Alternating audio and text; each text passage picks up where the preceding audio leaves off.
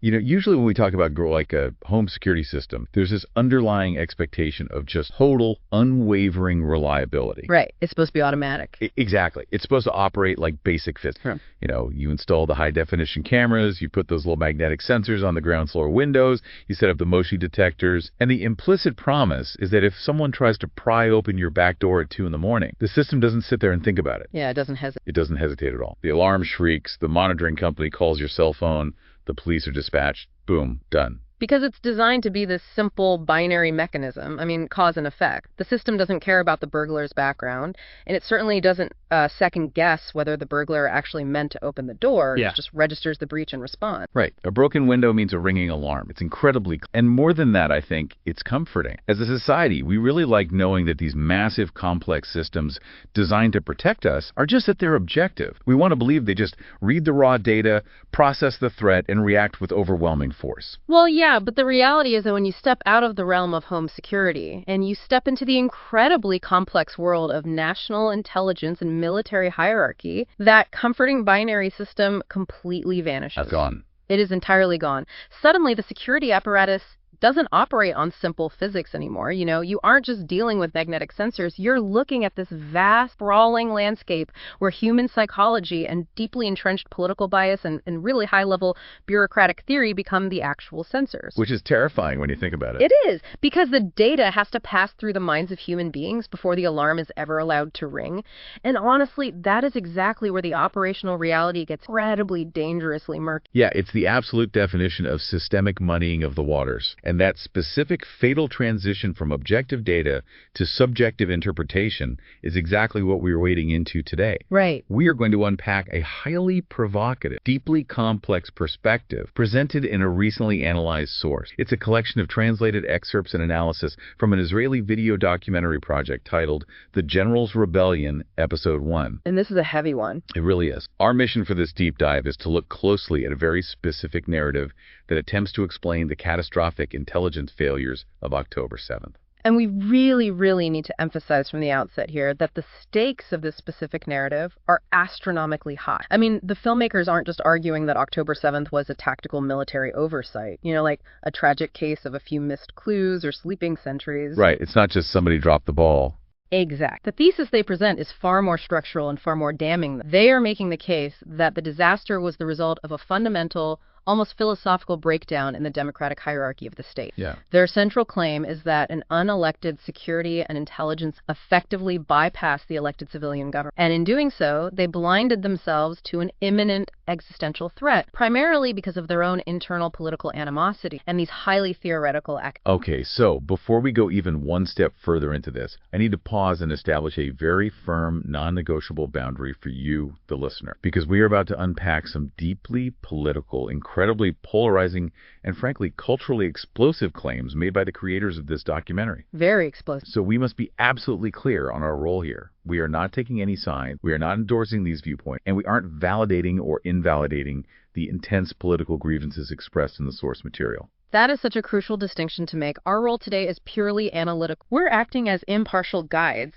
through a highly charged text. The source material contains explicitly politically charged content, touching on some of the most sensitive, painful nerves in modern Israeli society, and that spans across both the political left and the right. Oh, absolutely. So our job is to impartially report on what is being argued by the creators of this documentary. We just want to map out their arguments so we can understand the profound institutional psychology and the terrifying what-if that the text presents. We're simply examining the architecture of their argument. Yeah, I mean, think of us as holding up a mirror to the source material. We're just looking to see what it's reflecting about the agonizing internal reckonings happening right now over who is truly to blame for the system's collapse. Exactly. So keeping that strict, unwavering impartiality in mind, here is the central question, the foundational hook that this entire deep dive revolves around. What actually happened when the people tasked with protecting a nation decide in their heart of hearts that they know better than the leaders elected? It's a chilling question. It really is. Because it challenges the very foundation of how a modern democratic state is supposed to function. And to understand the systemic claims made by the documentary,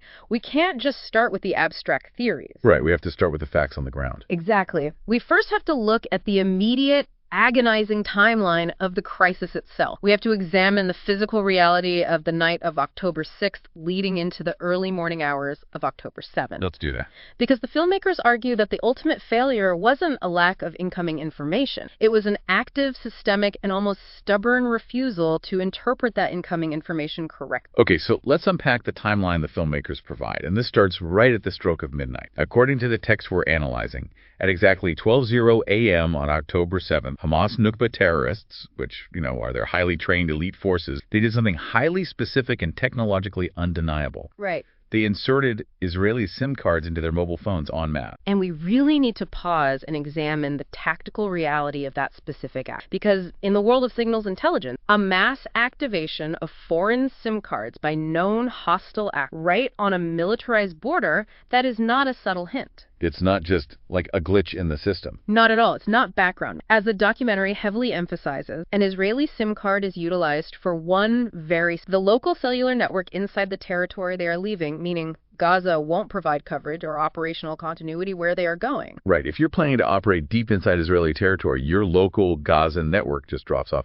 You need an Israeli network to communicate with your commanders and coordinate your units once you cross the fence. Exactly. So activating those Israeli SIM cards in that exact moment at midnight is a massive, glaring red flag. Yeah. It's a strict operational necessity for an invading force. It isn't a drill. You don't burn your clandestine communication methods for a routine training exercise. Activating those SIM cards signals absolute intent, and it signals immediate forward move. The text actually quotes a voice saying it means they want to enter Israeli territory. It's just that unambiguous. Unambiguous. So the digital clock is ticking from midnight. The intelligence apparatus is aware of this massive digital footprint lighting up the border. And then we fast forward a few hours. We get to 3:17 a.m. Yeah, the 3:17 a.m. memo. And this is where the documentary presents a piece of physical evidence that is just, honestly, it's hard to even wrap your head around how it exists. Yeah. There is a document, an official memo circulated by the Shin, which is Israel's internal security service. And this document operates as a perfect, terrifying encapsulation of the cognitive dissonance the filmmakers are trying to highlight. The memo explicitly notes, and I am quoting the documentary's representation of this text, directly it notes a sequence of unusual signs taken severely indicate emergency preparation. Wait, just think about the weight of that terminology. Emergency preparation. Professional intelligence analysts are sitting in a glowing room in the middle of the night, looking at the SIM card activations and all this other data, and they literally type the phrase emergency preparations into an official security dispatch. They are diagnosing the problem, they see the patient is crashing, but then, in the very same breath, the bottom line of that exact same 3:17 a.m. memo concludes with this mind-bending assessment. It says, assess that Hamas is not interested in escalation and entering a campaign at the current... It's so hard to reconcile those two sentences. It is, because if we extrapolate the logic of that document, you have highly trained intelligence analysts looking at a dashboard where every single light is blinking neon red. They write a report confirming, yes, the lights are indeed blinking red, and the system indicates emergency preparations. Right. And then they conclude the report by stating that the system is perfectly fine, there is no fire, and everyone should remain calm. The filmmakers highlight this specific memo to demonstrate that the analytical conclusion had become completely, almost pathologically decoupled from the raw, incoming data. It's like a doctor looking at an X-ray of a shattered femur and writing, bone is visibly broken in 3 places. Yeah. Assessment. Patient is not interested in experiencing a fracture at this time. Recommend walking it off. That is a very apt... And the raw data just kept getting more and more explicit. Because it wasn't just digital pings from SIM cards. Here's where the narrative gets really intense. The text brings up a human intelligence asset, an actual agent operating deep inside the Gaza Strip, designated with the codename Green Sardine. Yeah, and the inclusion of Green Sardine is a striking, vital detail in the filmmaker's argument. We aren't just talking about signals intelligence or intercepted radio chatter. Which can be misinterpreted, right? Exactly. Signals can sometimes be spoofed or misunderstood, but human intelligence, this is a human being on the ground taking an immense, life-threatening personal risk to relay physical observations in time. Right. And according to the narrative laid out in the source at 3:30 a.m., this agent, Green Sardine, makes a highly dangerous call to his handler. And he doesn't just pass along vague rumors. He doesn't say, like, hey, the vibe feels weird tonight. No. He reports a highly specific, tactical, and undeniable event, a mass gathering of Nukba terrorists inside mosques at 3:30 in the morning. And as the documentary passionately points out, you absolutely do not need to be a veteran intelligence officer, some Middle East scholar, to know that 3:30 a.m. is not a standard, culturally routine time for communal prayer. No, it is a glaring anomaly that defies any benign routine. You have the gathering of military-aged males who are specifically identified by the agent as elite, highly trained fighters converging in centralized protected locations at an hour when the entire general population is fast asleep. If you look at that through a military, a mosque at 3:30 a.m. isn't a place of worship. It is an assembly point. Right, for a staging ground. It is the final physical gathering point, distribute weapons, issue final orders, and organize squads just before launching an operation at first. But the defense establishment, this is a critical terminology point that the documentary really hammers on, dissecting the language used by the establishment they referred to, all of this collect. The midnight Israeli SIM card, the 3:1 a.m. emergency preparations memo, Green Sardines 3:30 a.m. mosque report. Yeah. They categorized all of this under the official umbrella of weak signals. Right, otat halashim. Yes, the specific Hebrew term the text focuses on is otat halashim. And weak signals is a standard professional intelligence, typically used for data points that are ambiguous, unverified, or things that just don't quite cross the rigid, predefined threshold required to trigger a massive systemic national alarm. Okay, let me introduce an analogy here to explain exactly why the documentary is so furious, so utterly incensed about the use of that specific bureaucratic phrase. Please do. Calling this collection of data weak signal is like sitting on your sofa in your living room, smelling heavy, acrid smoke pouring through the vents. You see literal sparks shooting out of the electrical outlets in the wall, and you hear your dog barking frantically, scratching at the basement door. Right. But you turn to your family and say, these are just weak signals. I'm assessing that the house is not interested in burning down right now because there isn't a literal 10-foot wall of fire currently engulfing this sofa. Wow. Yeah, that analogy perfectly captures the structural blindness the filmmakers are trying. The threshold for action had been set so impossibly high that undeniable evidence pending attack was essentially downgraded in noise. So, if we follow their argument, at what point does a weak signal become a deafening system-wide alarm? I mean, the documentary argues vehemently that these weren't weak signals at any point in the night. One of the voices quoted in the text literally screams in frustration, saying, "These are not weak signals, these are screams." This was a call saying, "Come stop us. Come use the military capabilities of the IDF." And this brings us to the ultimate crux of the filmmaker's grievance regarding the mechanics of that night. Let's assume for a moment that the system did register the smoke, even if they used bureaucratic language to ration. The highest levels of the defense and intelligence establishment were wide awake. Yeah, they weren't sleeping. The text goes out of its way to specifically name the Shin Bet Ronin Bar and the IDF staff Hersey Halev. They were not asleep in their beds. They were awake, they were actively holding high-level assessments, and they were receiving this steady, escalating stream of bizarre, alarming, undeniably hostile. Right, and yet, despite being awake, despite analyzing the SIM cards, despite reading the 3:something a.m. memo, despite taking the call from Green Sardine, nobody in that chain of command picked up the phone to call the Prime Minister. The missing phone call. Structurally, this is the pivot point of the entire documentary's argument. Yeah? The filmmakers emphasize that there is a red phone, a direct, secure line sitting right next to the Prime Minister's bed. It exists precisely for moments like this. It bypasses all... So why didn't they make the call? I mean, if the top brass is awake and holding emergency meetings, informing the head of state seems like the most basic procedural requirement. But the source makes a very specific, calculated psychological assessment of the Prime Minister here to explain what was at stake. The text says, like any politician, he wouldn't take a risk. Now, regardless of how you feel about the politician in question, the filmmaker's argument here is that the Prime Minister is naturally politically risk-averse when it comes to unforeseen conflict. Exact. And the logic they deduce is that if someone, the head of the Shin Bet or the IDF chief, had woken the Prime Minister up at 3:45 a.m. and said, "Sir, we have a situation. Elite Hamas fighters are currently gathering in mosques, and they've simultaneously activated hundreds of Israeli SIM cards on the border," the Prime Minister would have immediately ordered a massive defensive posture. He wouldn't have just gone back to sleep. No, he wouldn't have gambled on the weak signals theory. He would have scrambled helicopters, moved armored units to the fence,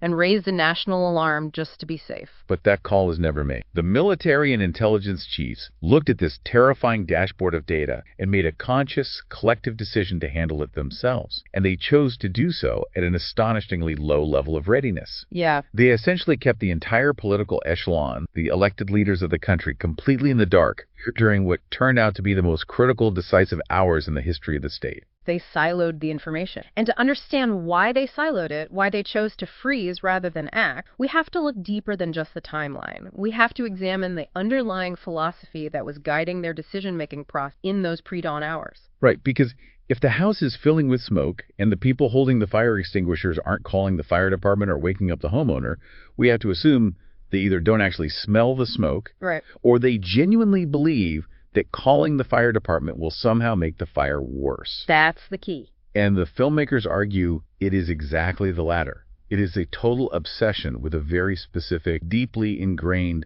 psychological and military doctrine. Yes, and to understand that, Perel, we have to introduce the central academic concept that the source blames for the inact. It's a term that, according to the documentary, became a fatal, all-encompassing guiding philosophy for the high. Right. And that term is miscalculation, or, using the Hebrewized term explicitly highlighted in the text, miscalculation. Miscalculation. I mean, it sounds like an accounting error. It sounds like someone forgot to carry the one on a spreadsheet. But in this context, the documentary frames it as an entire strategic framework, doesn't it?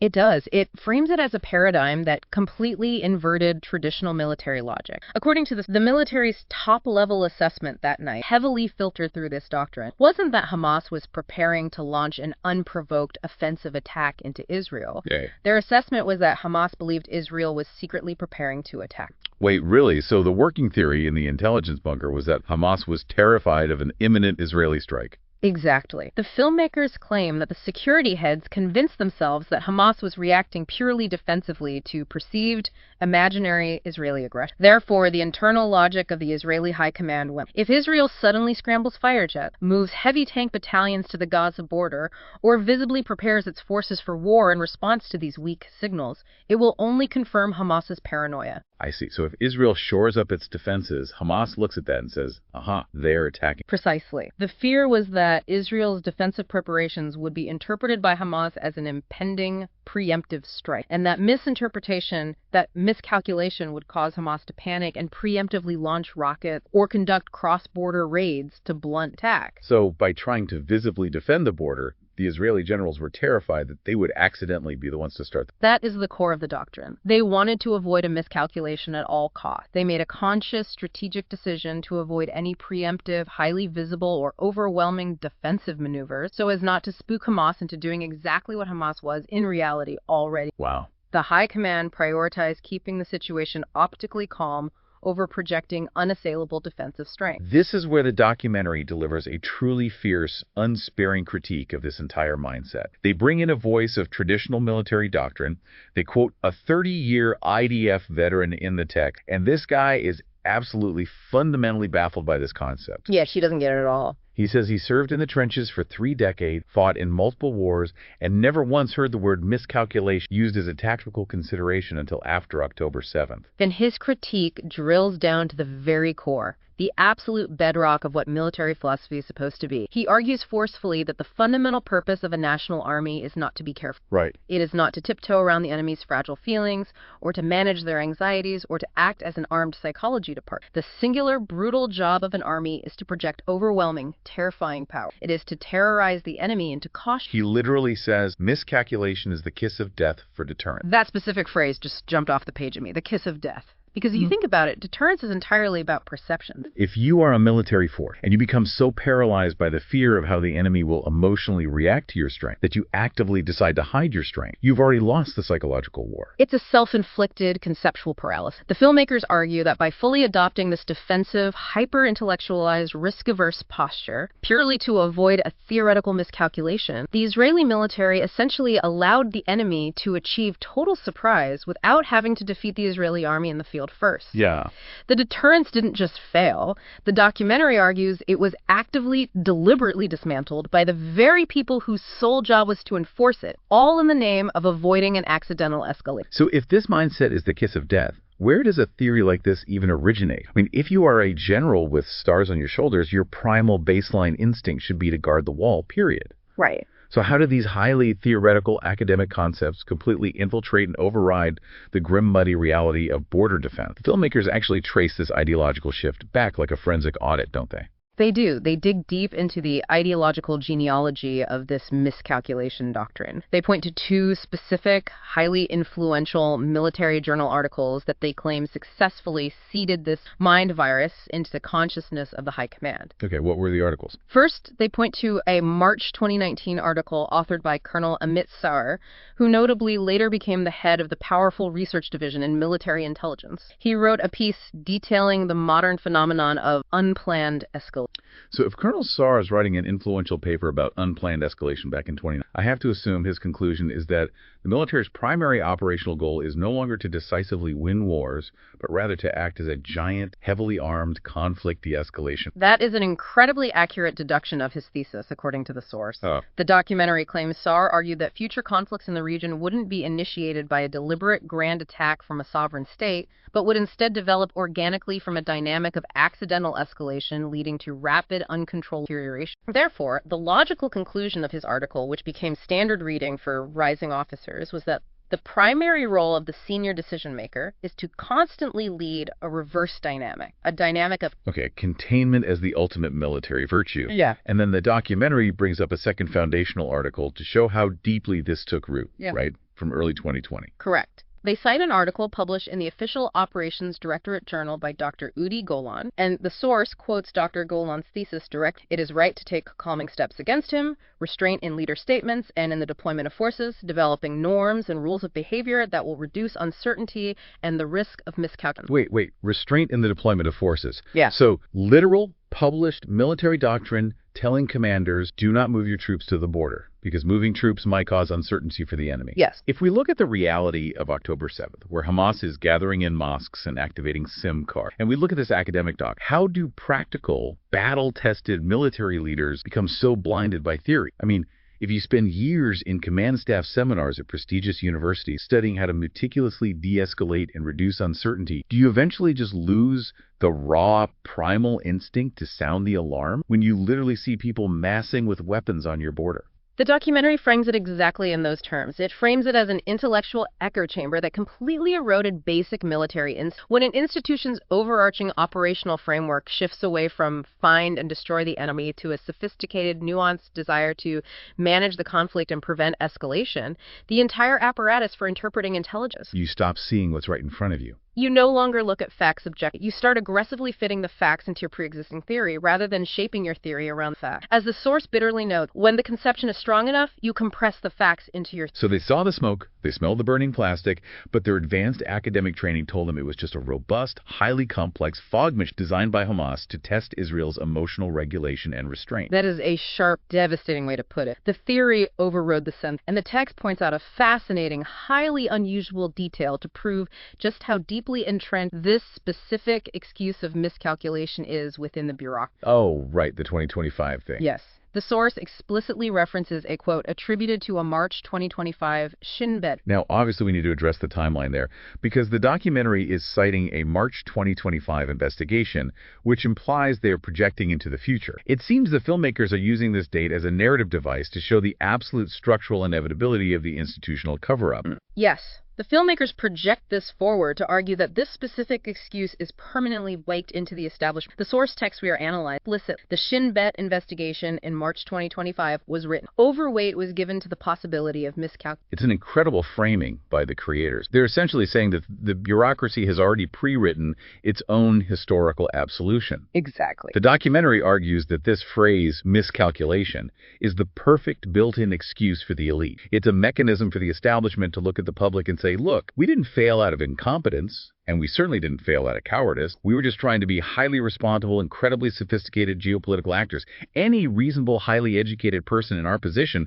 would have made this exact same logical deduction to prevent a wider regional war. Exactly. The source calls this concept the seed for the explanation and the construction of the reality of why we didn't really. It is a rhetorical device that magically transforms a catastrophic, undeniable failure of basic border defense into a noble, highly intellectual, albeit tragic, error in systemic calculus. Okay, so if we accept the documentary's premise that this theory of miscalculation blinded the military, it forces us to ask a much larger, more structural question. Which is? Why were these academic, highly risk-averse, containment-focused theories adopted so thoroughly and so exclusively in the first? Like, why did the highest echelons of the military and intelligence services completely embrace a philosophy of managing the enemy rather than defeating them? Right. The filmmakers argue that it doesn't just stem from a few bad journal articles.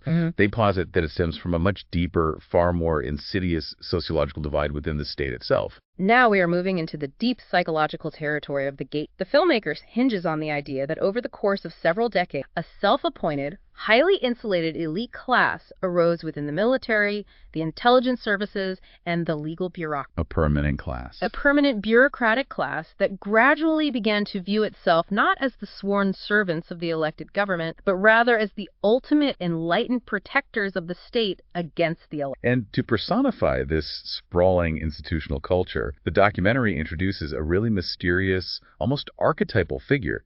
They refer to him simply as Shimon. Shimon, the man of the shadows, as the text implies. It sounds like a spy novel. It really does. The documentary describes this figure not just as a rogue actor, but as an institutional mentor. He's presented as a figure who systematically trains generations of rising generals and senior defense. And what exactly does he teach them in these closed-door sessions? According to the source, he teaches them the dark art of maneuvering or tricking. But the crucial distinction here is that he isn't teaching them how to trick Hamas or Hezbollah or Iran. That's the wild part. Precisely. The explosive claim is that Shimon teaches these top-tier military brass how to systematically maneuver, manipulate, and trick their own elected political echelon, and by extension, the general public. Wow. He trains them to steer the politicians, the people who theoretically hold the sovereign power, into making the exact policy decisions that the bureaucracy has already decided are the correct ones. Let me quote the source directly here, because the brazenness of it is essential to understand their argument. The text says you want a directive. You make him, meaning the politician, give the directive you want, what you want to hear, what you want to have. It's essentially describing an elaborate puppet master scenario where the elected official, the prime minister or the defense minister, is manipulated into acting as a mere rubber stamp for the unelected generals, all while believing they're the ones actually in charge. And the documentary doesn't just present this as a power grab. It roots this behavior in a very specific, deeply ingrained demographic and sociological mindset. The text argues that there is an entrenched, profound arrogance among this establishment, which it characterizes as enlightened, Ashkenazi, educated. The elites. Right. These are the officers who studied at Harvard, who attend the right think tanks, who live in the right neighborhoods. The claim is that they genuinely believe they are the sole, true guardians of the Zionist project. Right, and if they are the guardians, who exactly are they guarding the state from? The source uses a very specific loaded term, the mixed multitude. Yeah, that's a heavy It is. It's a biblical term originating from the Exodus, often translated to describe a chaotic rabble or an unruly, unrefined crowd that tags along and causes trouble. The documentary's argument is that this elite, highly educated military establishment looks at the broader general public, and specifically the populist right-wing politicians that the public keeps electing as a dangerous, volatile mob that will inevitably ruin the country if left to their own chaotic devices. It is a profound structural elitism. The underlying belief of the bureaucracy, according to it, is that the general public is simply too ignorant, too emotional, too driven by base instincts, or too politically extreme to truly comprehend what is required for the long-term survival of the state. So they have to step in. Exactly. Therefore, the gatekeepers, the Shin, the IDF generals, the senior civil service legal advisors must step in and quietly manage the affairs of the state from behind the curtain, basically protecting the country's own. To really drive this philosophical point home and prove it isn't just a conspiracy theory, the source brings in a crucial piece of physical, bureaucratic evidence. It points to a 2017 official report authored by a senior civil service legal advisor named Ron Dahl. Right. And the quote they pull from this report is an absolute philosophical showstopper. It explicitly states in writing that a public servant must put the, quote, public good before the government's good. Now, on its face, to a casual observer or a student of basic ethics, that phrase might actually sound like a noble, courageous standard for a civil servant to uphold. Yeah, exact. Let me push back here on behalf of a listener who might be pausing and thinking, wait a second, isn't protecting the public good exactly what we want civil servants to do? Sure, it sounds great. Shouldn't a general or an intelligence chief serve the broad long-term interests of the people, rather than just acting as a sycophantic yes man for whatever corrupt, short-sighted, or poll-obsessed politician happens to hold the office at the moment. If a politician orders a military operation that is clearly illegal or politically motivated or disastrous, shouldn't the brave civil servant stand up and stop it in the name of the public good? You've just articulated the ultimate, inescapable philosophical trap of modern bureaucracy. And the documentary's counter-argument to that exact sentiment is incredibly sharp, and it's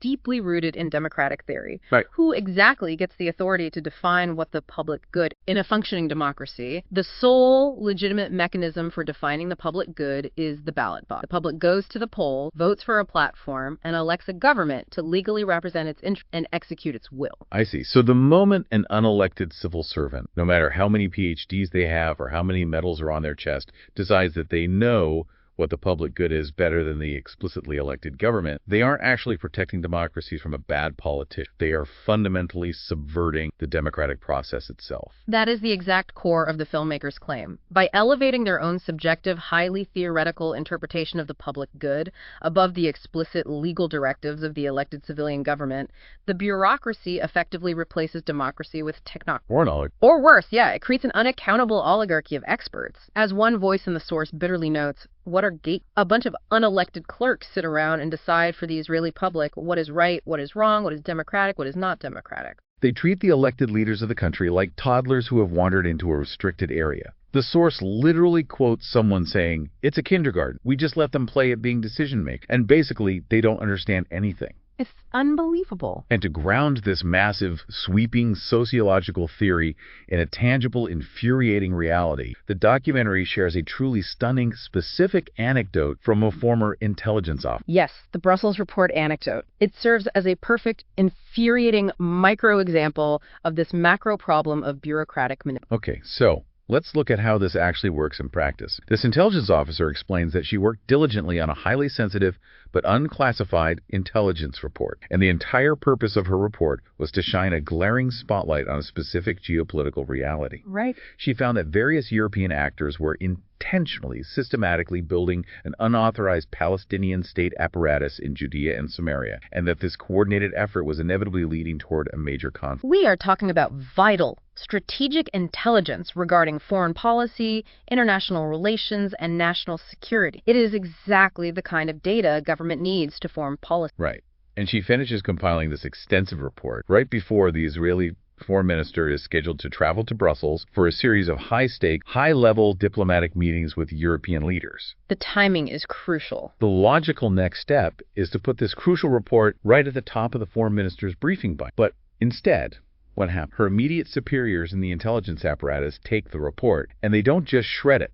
I mean, that would be too obvious. Right. Instead, they bury it, they wrap it in layers of confusing, neutralizing bureaucratic jargon, and then they forward it to the head of the diplomatic system with a very specific written recommendation. And the recommendation from the intelligence officials was, incredibly, do not show this to the minister because it might confuse. It might confuse. The sheer, unadulterated condescension dripping from that phrase. It's wild. We are talking about the foreign minister of a sovereign nation heading into intense international negotiations where this exact topic will be relevant, and his own intelligence apparatus is actively hiding factual data from him. Yeah. And they're doing it because the facts in the report contradict the bureaucracy's preferred de-escalation-focused policy, and they genuinely believe the elected minister is too intellectually simple or too politically volatile to handle the raw truth. It perfectly illustrates the mechanics of the gatekeeper mentality. The bureaucracy doesn't usually stage a loud, violent coup. They operate through soft control. Soft control. Protecting leader from information is the ultimate form of soft control. If you control the data a decision maker is allowed to see, you completely control the parameters of the decisions they are able to make. Wow. The intelligence officer quoted in the source says she felt her superiors were forcing her to translate her urgent report in a way that deliberately stripped it of all practical meaning, just to bury the uncomfortable. She says, and this is a haunting line, the distance between this and simply lying is so small. And here, the truly terrifying psychological progression. When you start routinely lying to your own elected officials because you think you are smarter than them, you eventually start believing your own lies. You do. You construct an elaborate, sealed alternate reality where you are the hero. Which brings us to the devastating climax of this entire narrative. Because this theoretical elitism, this obsessive desire to control information, manage the politicians, and prevent miscalculation, it didn't just stay in the seminar rooms. No, it bled into reality. It all culminated on the night of October 6th. It leads directly back to that quiet bedroom and that silent red phone sitting next to the Prime Minister's bed.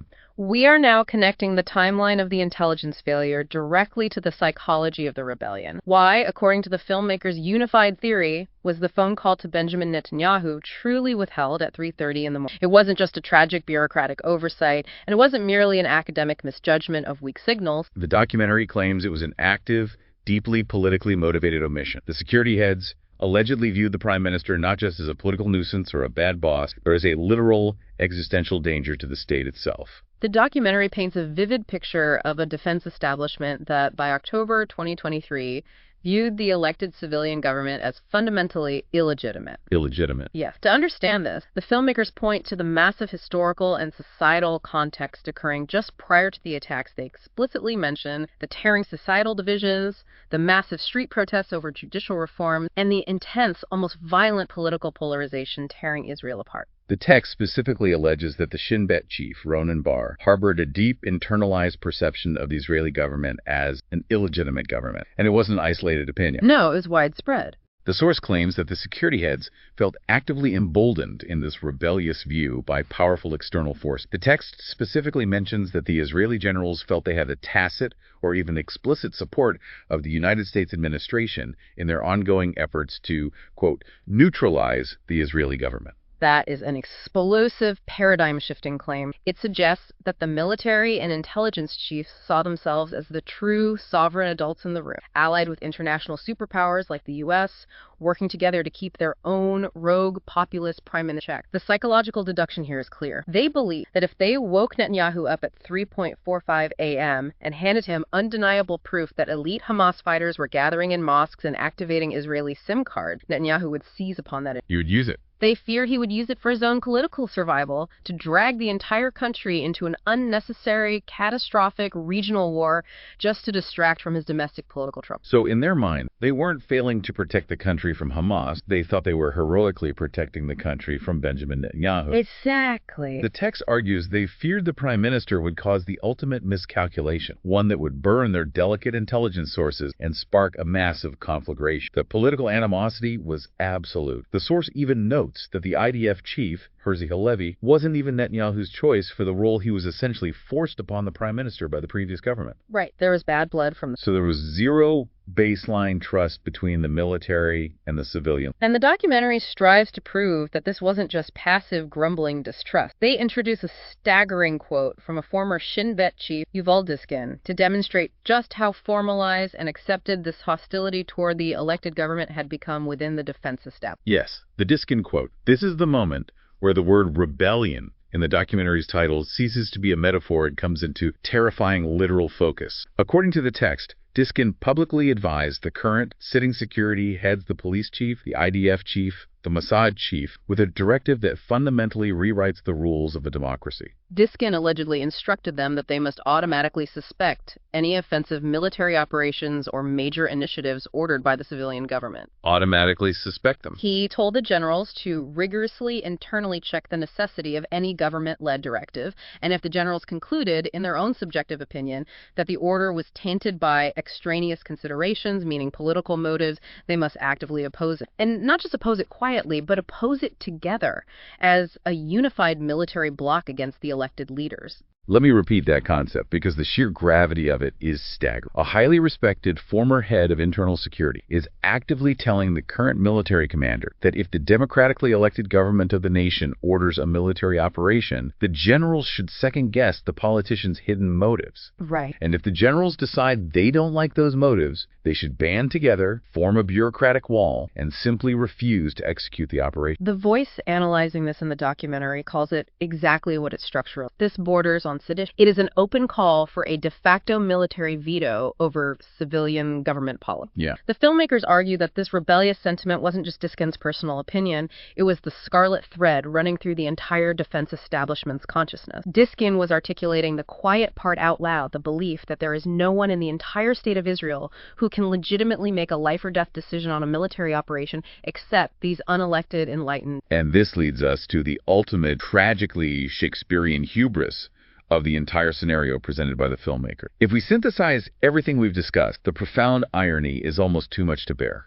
It really is. The military and intelligence leaders genuinely believed they were acting as heroic, sophisticated gatekeepers. They honestly thought they were saving the state of Israel from a dangerous, radical, populist politician who was going to ruin the country. Because they were completely captured by what the text historically refers to as the conception. They truly believed their own sophisticated theories that Hamas had fundamentally changed. That they were deterred. Exactly. They believed Hamas had been deterred, that Yahya Sinwar just wanted Qatari money, economic stability, work permits for Gazans, and quiet borders. They believed that the primitive era of grand, barbaric border wars was over, and that the only real danger to regional stability was Israeli overreaction and escalation. Because they were so incredibly deep in this self-congratulatory echo chamber, so endlessly busy managing the prime minister, hiding vital reports from foreign ministers, philosophizing about the public good, and writing academic papers about miscalculations, they failed at the one singular, basic, primal job they actually had. Stopping a hostile invading army from crossing the border and slaughtering civilians. Exactly. I want to summarize this entire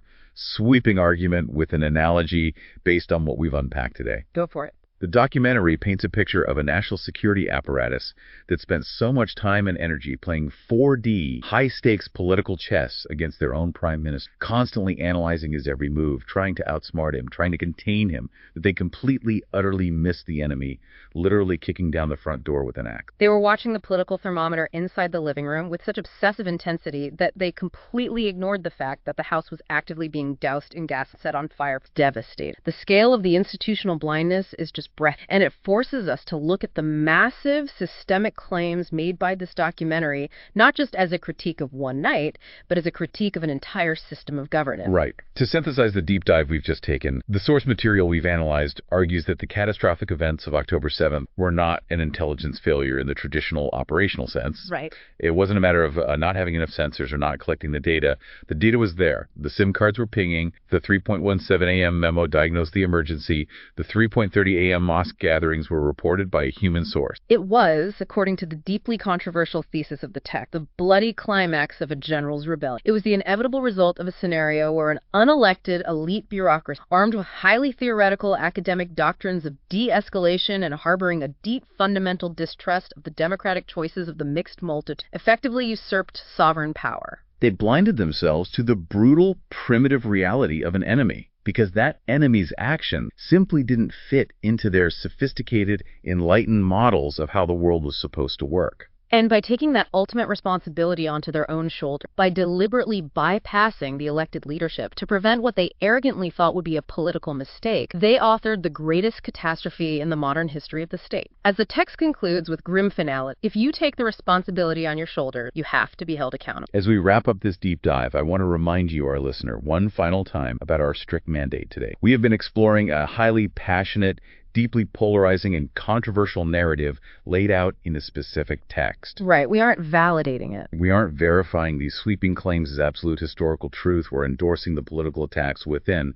We are offering this detailed analysis as a window into the intense, agonizing, and often furious internal reckonings happening within Israel right now over who broke the system and why it failed so spectacularly. But the underlying questions raised by this documentary, questions about power, bureaucracy, and accountability, they go far beyond the borders. They touch on the very nature of how democratic governance functions in the 21st century. Exactly. Which leaves me with a final, broader philosophical question for you to mull over as you go about your day. It's something that builds on everything we've talked about today, from the home security system to the silent red phone. In our modern, highly complex, technologically advanced world, democracies everywhere increasingly rely on highly educated, unelected experts. We have to. We rely on intelligence chiefs to assess threats, public health officials to manage pandemics, central bankers to control the economy, and scientists to guide environmental policy. And we desperately need their expertise. We do. The world has simply become too complicated and specialized for elected politicians to understand every nuance of every threat. We need the gatekeepers to organize. But at what point does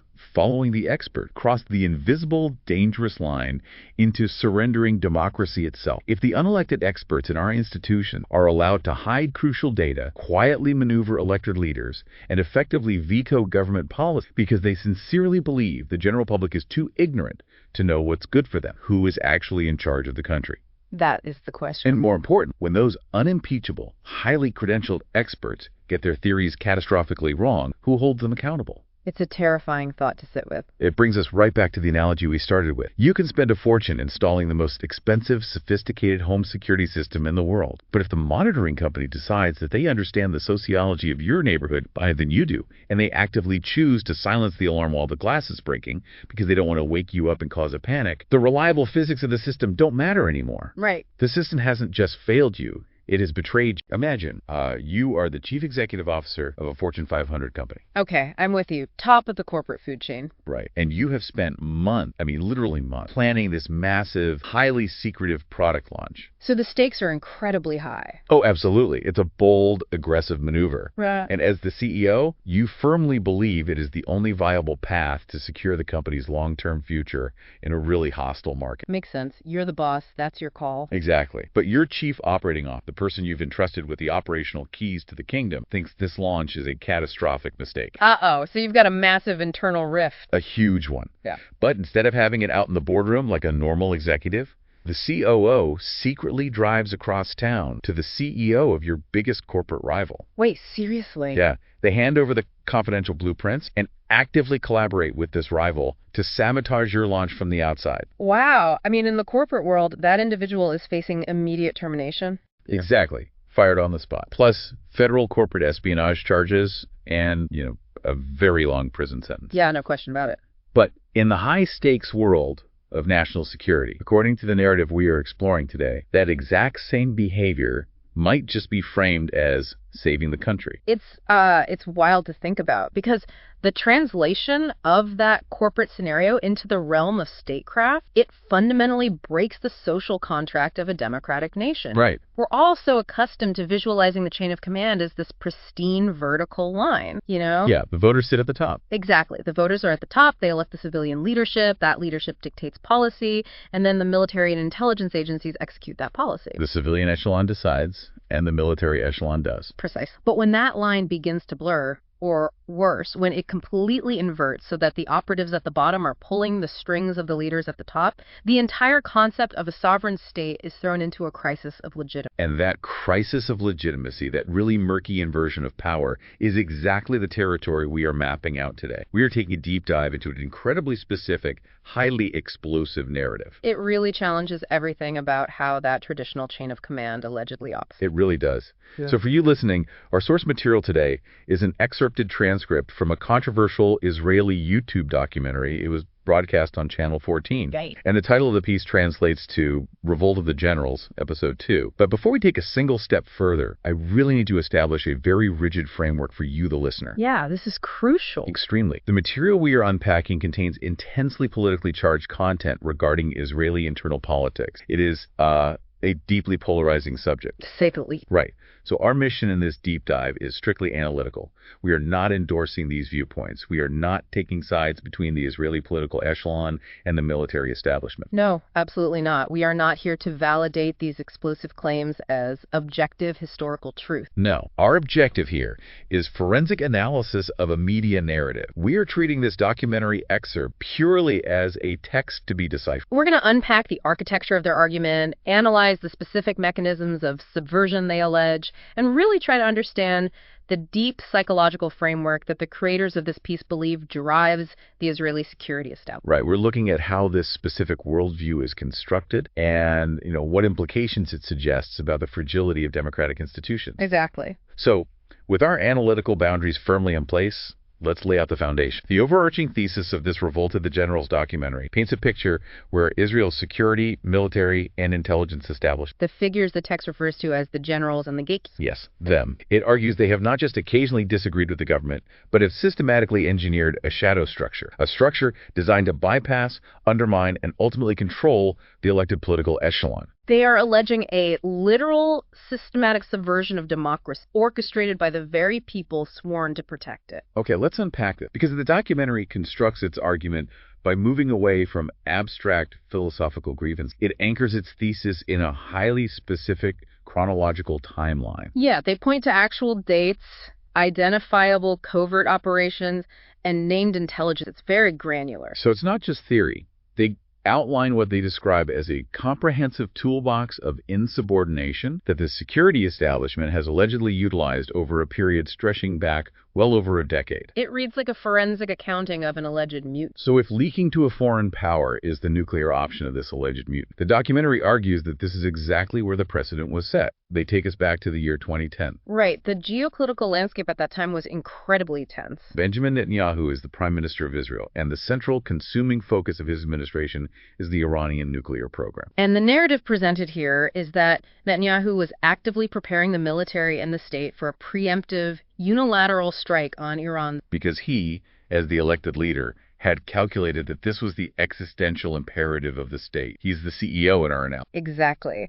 And to understand the gravity of the documentary's claim here, we have to look at the other major... The head of the Mossad. Right. And the Mossad is Israel's national intelligence. They handle foreign intelligence gathering, intelligence analysis, covert operations. So the relationship between a prime minister and the head of the Mossad is arguably the most sensitive, vital nerve center in the entire Israeli government. Without a doubt. And the documentary posits that Dagan was vehemently, fundamentally opposed to Netanyahu's plan for a Now, I mean, disagreement at that level is expected, right? You want your spy chief to look you in the eye and give you a brutal, unvarnished assessment of the risks. Of course. You don't want a yes man when you are planning to start a regional war. No, you definitely don't. But the documentary alleges that Dagan's disagreement didn't end in the briefing room. Right. They claim he didn't just register his dissent and then salute the sovereign. The allegation presented in the text represents a total rupture of that vital nerve center. How so? What exactly do they claim he did? They claim that because Meir Dagan opposed the prime minister's policy, he took highly classified, top-secret information regarding these internal Israeli strike preparations. Oh, wow. And deliberately leaked them to the United States, specifically to then CIA Director Leon Panetta. Okay, this requires us to really pause and look at the mechanics of intelligence sharing. Right. Because obviously allied intelligence agencies like the Mossad and the CIA communicate constantly. Yes, all the time. They run joint operations. They share signals intelligence. They have liaison officers embedded in each other's capitals. Right. But I mean, there have to be a massive, impenetrable wall between sharing target data on a terrorist group and sharing the internal sovereign policy deliberations of your own head of state. It's an absolute line. The architecture of Allied intelligence is built on the premise that the liaison relationship serves the respective sovereign. But the documentary is alleging that Dagan inverted that. They're arguing that he utilized the CIA not as an allied partner for Israel's benefit, but as an external lever of power to crush the policy's own prime. So by leaking the strike plans, the argument goes, Dagan effectively invited a foreign superpower to intervene in Israel's internal decision. Exactly. Knowing full well the U.S. would forcefully pressure Netanyahu to abort them. The rhetoric the documentary deploys to describe this maneuver is just scorching. They don't frame this as a complex geopolitical strategy or even like a misguided attempt at whistleblowing. No, not at all. The text explicitly uses the Hebrew word for a mole. They literally define the term for their audience, describing a mole as someone inside an intelligence organization who flips. Right, someone who uses their position to operate in the service of a foreign intelligence. It's just wild. The language is deliberately designed to strip away any veneer of respectability. The documentary characterizes these actions as operating in realms of madness. Madness. Yeah, and they describe a level of delinquency that simply cannot be tolerated if a democratic state survives. They are essentially accusing one of the most historically revered figures in the Israeli security pantheon of enacting a treasonous betrayal. I keep coming back to the psychology of this. Let's return to the CEO analogy from the beginning. Okay. If the COO goes to a rival company, they're usually doing it for money or revenge or, to secure a better job. Hey. The motivation is selfish and obvious. Usually, yes. But in the realm of national security, the documentary acknowledges that these intelligence chiefs likely believe they're acting out of pure patriotism. So how does the text explain the internal psychological leap required for a military leader to justify acting like a mole against their own elected boss? Well, the documentary actually dedicates significant time to analyzing this exact psychological profile, and the conclusion they draw centers on a profound, deeply entrenched institutional Hubris. Okay. Yeah, the text defines this as a savior complex. The argument is that over decades, the upper echelons of the military and intelligence apparatus have developed that views the elected politicians Like they're just passing through. Exactly. They see them as inexperienced. They view the political class as populist, short-sighted, and ultimately dangerous to the long-term survival. So it's an aristocratic view of government. Yeah. The generals view themselves as the permanent ruling class, the adults in the room, while the politicians are just unruly children who managed to win a popularity contest. That is precisely the dynamic the text describes. The documentary claims this belief system grants the security establishment a psychological and moral blank check to bypass the democratic process. A blank check. Yeah, there is a specific quote in the source material that distills this mindset perfectly. It says, "Even though no one voted for me, I will go and save the country." Oh, wow. Right. The mindset is that the state and the military are synonymous. Therefore, if the temporary political custodians make a decision the military deems catastrophic, betraying the politician is morally synonymous with saving the state. And the documentary doesn't just treat this 2010 Mayor Dags incident as an isolated piece of history.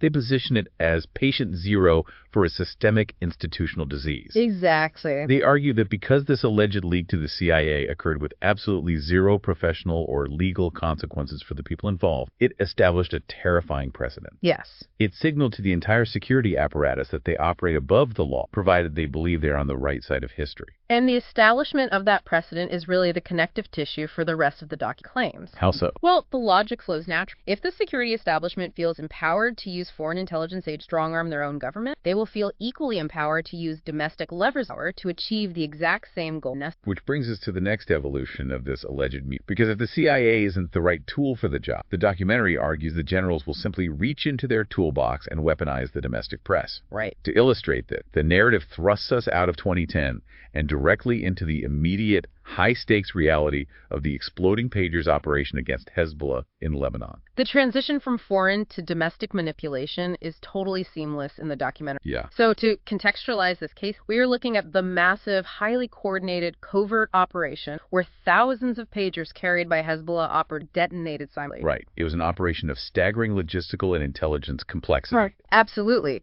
But the documentary's focus is entirely divorced from the tactical success. Their focus is locked onto a highly suspicious chronological sequence in the media immediately preceding the death. Okay, let's look at that time. The documentary highlights a journalist named Ronen Bergman. Right? Bergman is a heavyweight in the intelligence reporting world. He writes for the Israeli outlet Ynet and is a prominent contributor to the New York Times. Very well connected. Yeah. So the documentary lays out a timeline that is incredibly tight. They claim that exactly 16 hours before the thousands of pages were set to explode, at a moment when the Israeli security cabinet was actively convened behind closed doors in the absolute height of operational secrecy. Bergman publishes a piece on Ynet. Yep. Help me understand the strategic timing here. Why focus on an article published 16 hours before 0 hour? Because the timing is everything to the documentary. 16 hours prior to execution, an operation of this magnitude is in its most vulnerable, volatile state. The point of no return. Exactly. The operatives are in position, the technological triggers are primed, and absolute silence is the only guarantee. Right. According to the documentary's reading of Bergman's Ynet article, the piece claimed that public pressure regarding the constant Hezbollah rocket fire from Lebanon was forcing the Israeli government into a corner. Okay. And crucially, the article stated that unnamed senior officials were urgently warning that the government was planning to take reckless steps that could entangle Israel in a significantly more severe.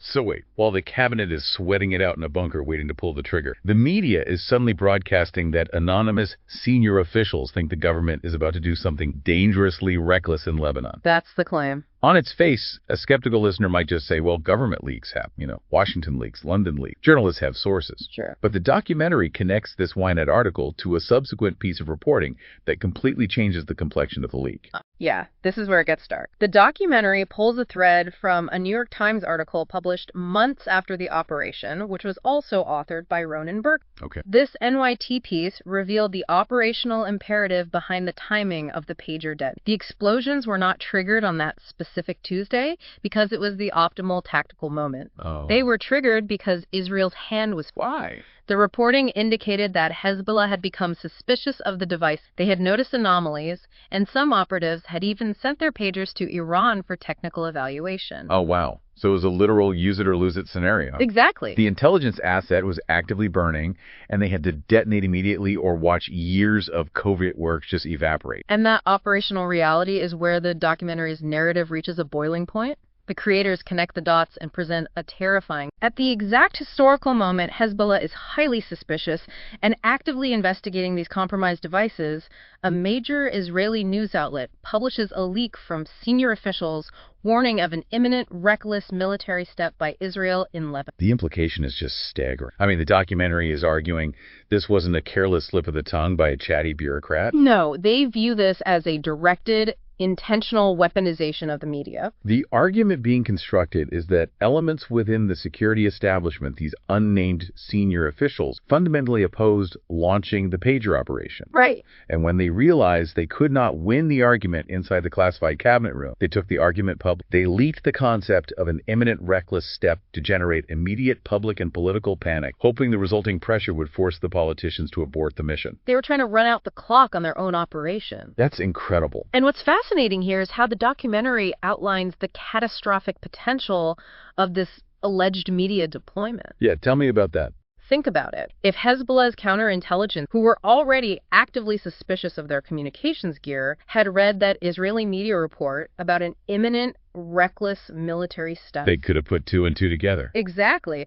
The documentary argues they could easily have connected the dots. A single command from Hezbollah leadership like, everyone, power down and step away from your pagers for 24 hours, would have neutralized the entire Israeli operation. And the cascading effects of that failure would be immense. The documentary asks the audience to imagine the Israeli Defense Forces eventually having to launch a massive ground maneuver into southern Lebanon without the tactical advantage of having neutralized thousands of Hezbollah operatives beforehand. It's a terrifying hypothetical. They're arguing that this leak, allegedly designed merely to win a bureaucratic knife fight and corner the elected government, put the lives of thousands of Israeli soldiers in direct, immediate jeopardy. It really represents a total inversion of how democratic societies are taught to press.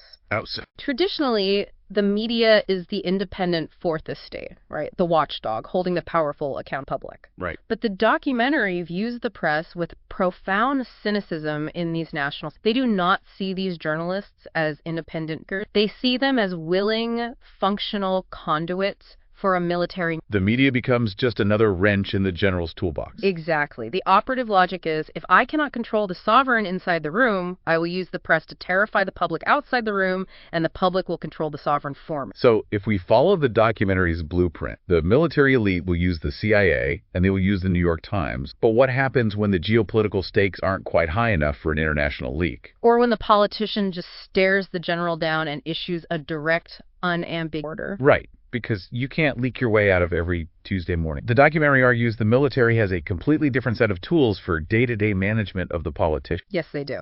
They use the labyrinth of military bureaucracy and highly specialized jargon to create a convincing illusion of compliance. This introduces the concept of the bureaucratic toolbox, which the documentary views as the most insidious, pervasive form of subversion. It's so sneaky. It is. The underlying question the text poses is structural. How does a hierarchical military organization say no to its civilian commander-in-chief without ever actually uttering the word? Because a direct verbal refuse is clear-cut insubordination. Right. It is a fireable offense, and it invites immediate civilian intervention. You can't just cross your arms, shake your head, and walk out of the Prime Minister's office. Exactly. So instead of defiance, the documentary documentary claims the military utilizes linguistic trickery and semantic drift. Semantic drift, I like that phrase. They deploy specialized jargon designed to sound authoritative, strategically designed to pacify the unqualified politician. The documentary provides a very specific case study focusing on a Hebrew military term which translates to operate control. Okay, let's break down the mechanics of this phrase, because it is fascinating how language can be weaponized in a briefing room. It really. So the documentary paints a scenario. The Minister of Defense, who is a civilian politician, asks the IDF command staff, do we have control over this specific hostile area? The politician is seeking binary reassurance. They want to know the area is locked down, secure, and neutralized. Right. And the military brass responds, yes, Minister, we have operational control. Now, to a civilian ear, operational control sounds incredibly robust. It sounds like you own every inch of the pavement. Exactly. It projects total competence. The politician assumes this means there are physical boots on the ground, checkpoints established, and absolute security dominance. So there's a catch. A big one. The documentary claims that within the internal lexicon of the military, operational control is an entirely amorphous, virtually meaningless designation. Yeah, it does not mandate physical presence. Right. It simply means the military has the theoretical ability to operate there if they choose to. But fundamentally, the enemy can still be present, they can still move freely, and the territory is not physically secured. It completely misleads the civilian leader. It really reminds me of the linguistic dances you see in highly specialized professions where the client is at a knowledge disadvantage. Oh, like what? Well, imagine you hire a structural engineer to look at the foundation of your house because you noticed a massive crack in the basement. Okay. The engineer does an inspection, hands you a bill, and you ask, is the house safe? And the engineer says the foundation has been structurally addressed. Oh, wow. Yeah. You hear that, it sounds highly professional, you feel a wave of relief, and you go to sleep. But 2 weeks later, the house collapsed because structurally addressed just meant they took a photo of it and filed a report. It didn't mean it was fixed. Perfect analogy. The jargon was a tool designed to make you feel comfortable while actively hiding the fact that the underlying vulnerability remained entirely unresolved. The documentary is alleging the military uses this exact same semantic tactic, but with national security at stake. And the documentary is explicit about the structural vulnerability that allows this to work. What's the vulnerability? The text points out that because the elected politicians are generally not in the profession, meaning they are not career generals, they do not possess a deep, granular understanding of modern military doctrine, and they often lack a robust, independent staff of military advisors to translate the jargon for them. They are sitting ducks for manipulation. Sitting ducks. Yeah. The military delivers a highly polished, professional-sounding linguistic construct. The politician feels their directive has been met. They check the box and move on to the next crisis. Well, the military just does whatever it wants. Exactly. Meanwhile, the military retains the freedom to continue executing its own preferred strategy, completely unbothered by the civilian directive. It is compliance as theater. But the documentary doesn't stop at vocabulary lessons. They present a second case study of bureaucratic subversion that moves from passive linguistic manipulation into active physical defiance of a direct order. This is a major escalation in their argument. It brings us to the case study from December 2023, an event the documentary refers to as the reversal of barrels. This is a highly specific, profoundly emotionally charged example within the narrative. Let's define it for everyone. To grasp the significance, we need to clearly define the reversal of barrels scenario. In the context of the West Bank, the Palestinian Authority maintains armed security forces that theoretically coordinate with Israeli security forces on basic law enforcement and counterterrorism. Right. The nightmare scenario for Israel, the reversal of barrels, is a situation where those armed, trained Palestinian security forces suddenly mutiny, turn their government-issued weapons around, and launch a coordinated assault against Israeli civilians, or IDF. It is the ultimate Trojan horse scenario. Exactly. And according to the timeline presented in the documentary, on December 11th, 2023, Prime Minister Netanyahu was sitting in a closed session of the Foreign Affairs and Defense Committee. Okay. The documentary claims he gave a highly explicit, unambiguous operational directive regarding this exact threat. He stated that the intelligence indicated the reversal of barrels scenario was a viable, imminent threat. So he saw it coming. He saw it coming, and he directly ordered the military command to prepare a rapid, overwhelming response protocol. He wanted attack helicopters on standby, capable of being in the air within 3 minutes of a mutiny. That's incredibly specific. It wasn't a vague policy suggestion. It was a granular, tactical order from the Supreme Commander. Now, the chain of command dictates that the military absorbs that directive and immediately begins drilling the solution. Right. But the documentary claims that exactly 1 week later, the IDF's Central Command, specifically the Menashe Brigade, which operates in that sector, held a major publicized training drill. However, the military did not drill the scenario the Prime Minister had ordered. Wait, they didn't? No, they did not practice a rapid response to a Palestinian Authority mutiny. So the sovereign identifies a specific threat, orders the army to prepare for it, and the army conducts a drill. What exactly did the Menashe Brigade choose to simulate instead? The documentary details that the brigade chose to simulate a scenario where the Palestinian Authority security forces actively collaborated with the IDF to help protect Jewish settlements from other external terrorist factors. You're kidding! They drilled a scenario of complete cooperation and mutual defense. The documentary's reaction to this must be visceral. It is. They view this as a complete detachment from reality. I mean, the narrative argues that, historically, throughout the decades-long history of the Israeli-Palestinian conflict, there is virtually zero precedent for Palestinian security forces turning their weapons outward to actively defend Israeli settlements. None at all. When those forces use their weapons, it is either for internal policing, political survival against rival factions like Hamas, or, in tragic historical instances, in direct attacks against Israelis. Right. And the documentary characterizes the military's chosen drill as being flawed from its foundation. The creators argue this wasn't an innocent misinterpretation of the Prime Minister's intent. It was deliberate. Highly deliberate. They view it as a calculated refusal to accept the political echelon's assessment of... What's driving that refusal, according to the text? The underlying premise here is that the military command has its own entrenched political worldview regarding the nature of the Palestinian Authority and the future of the West. Okay. When the Prime Minister issued an order that conflicted with the military's internal political world, the military simply ignored the order and used state resource to stage a theatrical drill that validated their own fantasy. It is portrayed as the military saying, "We acknowledge your order, but we disagree with your politics, so we are going to train our soldiers for the reality rather than the reality order to prepare for." So when you synthesize all of these allegations, leaking state secrets to foreign intelligence, weaponizing the domestic media to sabotage covert operations, pacifying leaders with empty jargon, and blatantly ignoring direct tactical orders to stage politically motivated training drills, it forces a massive structural question. Which is? If the military is allegedly this rogue, this undisciplined, and this fundamentally insubordinate, why doesn't the political echelon just drop the hammer? Right. Why don't the politicians exercise their legal authority, launch sweeping audits, fire the generals responsible, and violently reassert civilian control over the sword? That is the logical breaking point of the entire... If the chain of command is broken, the sovereign must repair it.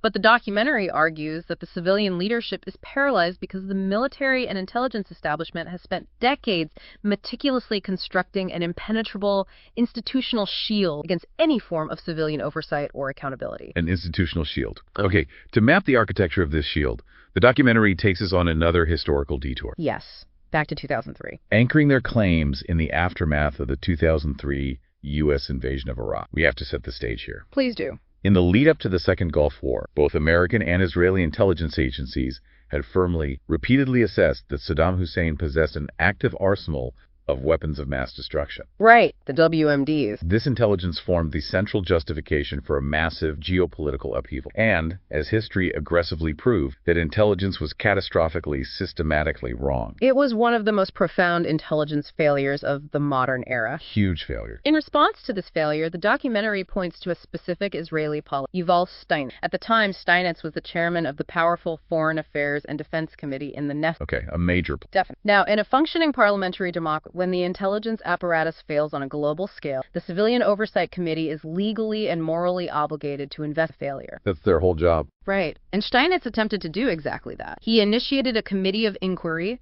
to forensically examine why the Israeli intelligence community got the WMD assessment so entirely wrong. He was trying to execute the most basic function of his job description. He wasn't trying to manage the army. He was trying to audit their math after they bankrupted the company. Exactly. But the documentary claims the military did not view this as legitimate civilian oversight. No, the narrative claims the top brass of the IDF viewed Steinitz's investigation as an existential threat to their autonomy. Specifically, the documentary singles out the deputy chief of staff at the time, Gabi Ashkenazi. The text alleges that Ashkenazi and the military establishment every manipulative lever in the bureaucratic toolbox to block, delay and destroy Steinitz's parliament probe. But structurally, how does a military officer block a parliamentarian? I mean, they can't just lock the doors to the Knesset. They use the asymmetry of public trust and the weaponization of the media, exactly as we discussed earlier. Going back to the media. The documentary alleges the military initiated a pressure campaign, threatening to go to the press and publicly accuse Steinitz and the political echelon of harming state security by launching an investigation during a sensitive period. That's incredible. They use the perpetual state of emergency as a shield against accountability. The public inherently trusts the uniform more than the suit, and the military allegedly leveraged that trust to force the politicians to back down. And did it work? Did Steinitz back down? Well, the documentary notes that the friction reached such a fever pitch that Steinitz famously looked the deputy staff in the eye and accused him of attempting a coup d'etat. Oh, wow. Steinitz recognized that by raising threats against the civilian echelon to avoid an audit, the military was functionally usurping the sovereign power of the state. Calling it a putsch is dropping a rhetorical nuclear bomb in a democratic setting. It really is. But the documentary doesn't recount this 2003 story just for historical flavor. They're utilizing it as an exact blueprint, a historical replica, to explain precisely what they claim is unfolding in real time, right now, regarding the investigations into the catastrophic intelligence and operational failures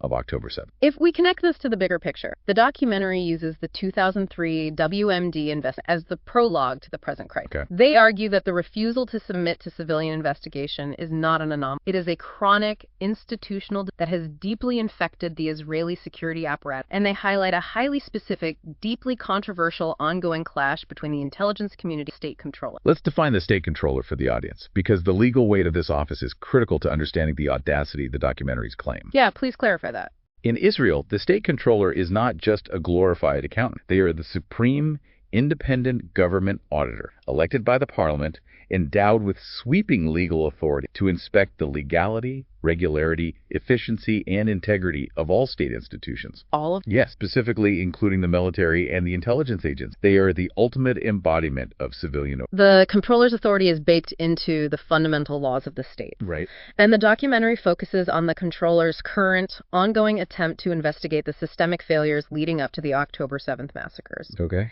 And the narrative zeroes in with laser focus on the Shin Israel's internal security service, responsible for counterterrorism within Israel and the Palestinian territories. Specifically, they focus on the head of the Southern Command within the Shin Bet. Okay. This is the individual who was the senior intelligence officer directly responsible for the geographic sector where 1,200 Israelis were murdered. He is sitting in the absolute center of the geographic and operational hot seat of the greatest failure in the state's history. Without question. And the state controller, the legal embodiment of state oversight, comes knocking on his door to audit the failure. What happens? According to the documentary, this senior Shin Bet official is categorically, unambiguously refusing to cooperate with the state controller's investigation. Wait, what? He is shutting the door in the face of the state auditor. Wait, I need to pause you there. Legally, structurally, how is that even possible? That shouldn't be. If you are a government employee, even a highly classified one, and the Supreme State Auditor initiates a legal probe, you cannot simply decline the invitation. You don't have the legal right to opt out of accountability. That structural disbelief you are expressing is exactly the reaction the documentary aims to provoke. It's maddening. The text analyzes the absolute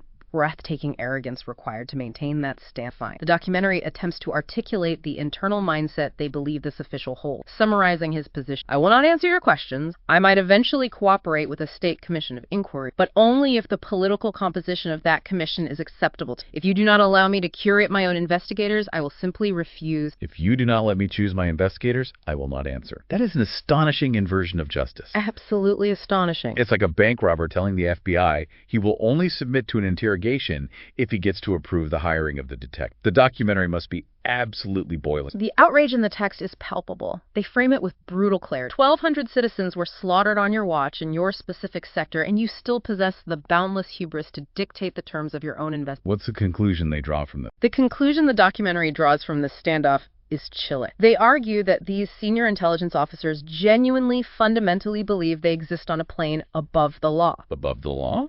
They believe they are superior to the elected officials, untouchable by the state auditors, and that they are solely accountable to their own internal judgment. Wow. The documentary states they haven't changed the diskette, meaning the monumental tragedy of October 7th did not force a system reboot.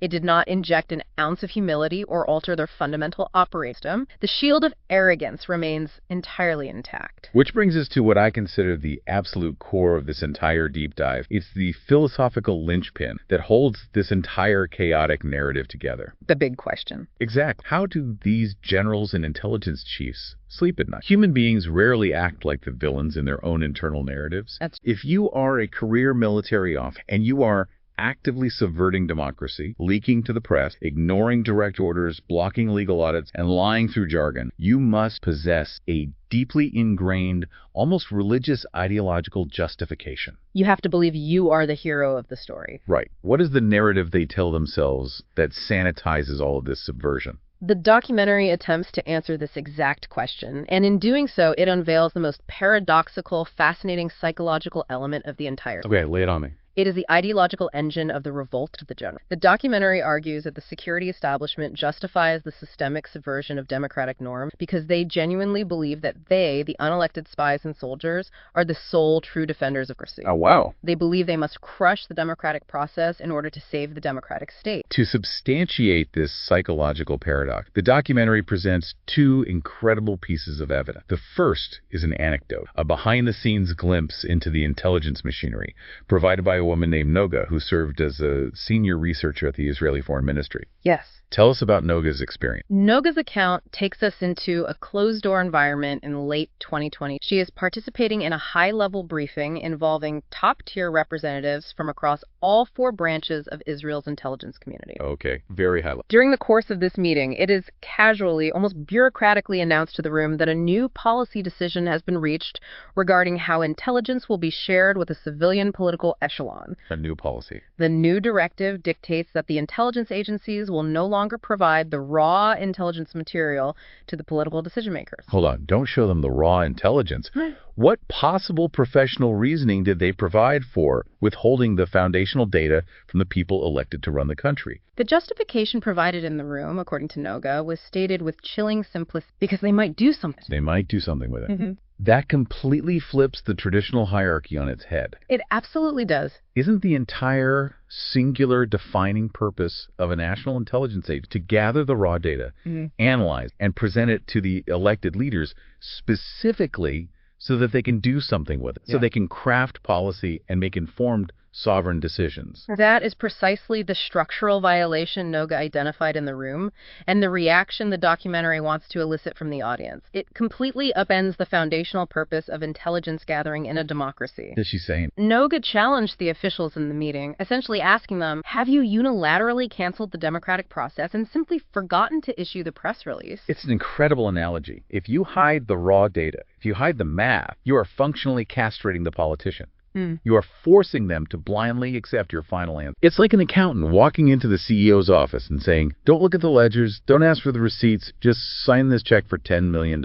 You aren't advising the leader. You are dictating the outcome. By withholding the variables, the intelligence agencies are predetermining the policy equation. And the documentary highlights how this dynamic traps the political echelon in an impossible paradox. How so? The politicians are left holding 100% of the public and historical responsibility for the decisions made, but because they have been deliberately blindfolded by their own intelligence apparatus, they actually possess zero functional authority over the inputs. That is terrifying. And the documentary argues this manipulation isn't merely passive. They argue it frequently escalates into active public coercion. Yes, the documentary takes this dynamic a step further, moving from hidden data in briefing rooms to what they describe as active threats broadcast on national television. The text points to a recurring phenomenon where former heads of the Shin bet, having retired from active duty but still deeply connected to the institutional machinery, go on primetime television and issue heavily veiled, ominous threats directed at the sitting prime minister. What kind of threats? The documentary cites statements along the lines of, If I reach the conclusion that the Prime Minister's actions cross the line into illegality, I will go public with everything I know. That sounds dangerously close to blackmail. The documentary makes that exact. They explicitly categorize this behavior as mafia tactics. Mafia tactic. The text argues with if you are a senior gatekeeper of the state and you possess concrete knowledge that illegal activity is occurring, your legal and moral obligation is to report it to the Attorney General. You do not stockpile classified compromat and use it as a rhetorical cudgel to threaten the sovereign. They view it as an extortion racket. Exactly.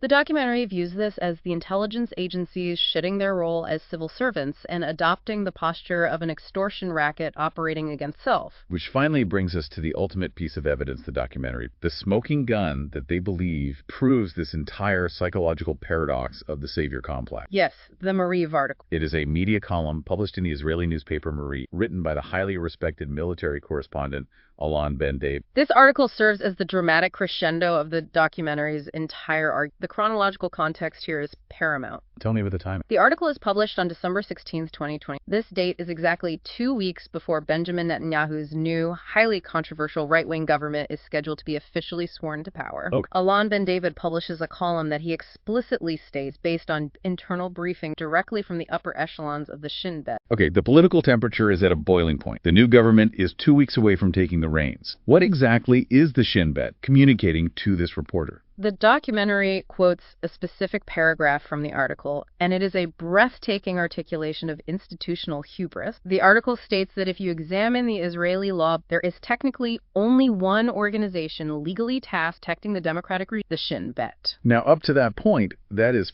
fairly standard statutory language for an internal security service. They protect the state from terrorism and subversion. But the article then takes a massive, unprecedented leap. What does it say? It continues by stating, it is doubtful the drafters of the law ever considered a situation where the entity threatening Israeli democracy is its own legislature. Wow. And it concludes by reporting that the leadership of the Shin bet realizes these questions are no longer abstract or theoretical. The Shin bet, the article states, may find itself as the last defender of Israeli democracy. That is a staggering inversion of oversight. The last defender of Israeli democracy. Against whom? Against the incoming democratically elected parliament. Against the people the voters just chose to lead. The heat radiating off the documentary script at this point is intense. The creators view this published sentiment as the ultimate, unforgivable oxymoron. I can see why. They are dissecting the sheer absurdity of the concept. A secret police force, an organization that operates entirely in the shadows, whose daily operational toolkit involves mass surveillance, lethal violence, deception, and a total lack of public transparency, publicly declaring itself the moral guardian of democracy against the transparently elected representative. The secret police protecting democracy from democracy. The documentary categorizes this mindset as a level of madness that cannot be put into words. Yeah. They point out the fundamental contradiction. Which is? You are a clandestine security. The very nature of your existence is anti-democratic. Your job is to catch terrorists, neutralize threats, and remain entirely subservient to the strict supervision of the parliament. You do not possess the mandate, the skill set, or the moral authority to define what democracy is. But if you unpack the psychology, if you genuinely believe the narrative the Shin bet is allegedly telling themselves in that Mariv article, yeah. I mean, if you are sitting in a classified bunker and you genuinely truly believe the incoming politicians are an existential threat to the survival of the state, and you are the very last line of defense, then that belief justifies absolutely everything else we have unpacked in this deep dive. That is the philosophical linchpin of the entire text. That profound ideological superiority, that savior complex, is the engine that powers the entire mutinous toolbox. It really is. It is the psychological armor that allows a figure like Mayor Dagan to allegedly leak sovereign strike plans to the CIA and feel like a patriot while doing it. It is the internal logic that justifies leaking an imminent covert operation to Ronan Bergman 16 hours before the pagers detonate, risking soldiers' lives to stop what police agree with. It justifies everything. It justifies deploying linguistic jargon to blind elected officials, ignoring direct orders to stage political training drills, and arrogantly refusing to submit to the state controller's legal audits. Because if you have convinced yourself that you are the only entity standing between the nation and the abyss, you grant yourself the moral permission to shatter every democratic norm in order to save the state from itself. Okay, let's take a deep breath and zoom out. We have covered an immense, complex landscape today. Let's synthesize the core architecture of what we've unpacked from this Channel 14 documentary, Revolt of the Generals. Good idea. We have explored a deeply entrenched, highly controversial narrative that fundamentally rejects the traditional chain of command. This narrative argues that Israel's security establishment is not subservient to the government, but rather operates as an unaccountable shadow government. We walked through their alleged strategic toolbox, utilizing foreign intelligence allies as leverage, weaponizing the domestic media to sabotage military operations, deploying bureaucratic jargon like operational control to construct an illusion of compliance, blatantly refusing to drill tactical scenarios they politically disagree with, and utilizing an impenetrable institutional shield of arrogance to block any legal civilian investigations into their monumental failures. And underlying every single one of those actions is this profound, terrifying psychological paradox, a secret intelligence apparatus that has convinced itself it must systematically destroy the foundational norms of democracy in order to save democracy from the voters. This all leads directly to the chilling central question posed at the very end of the source material, a question that forces you to reevaluate the entire structure of the state. What is the question?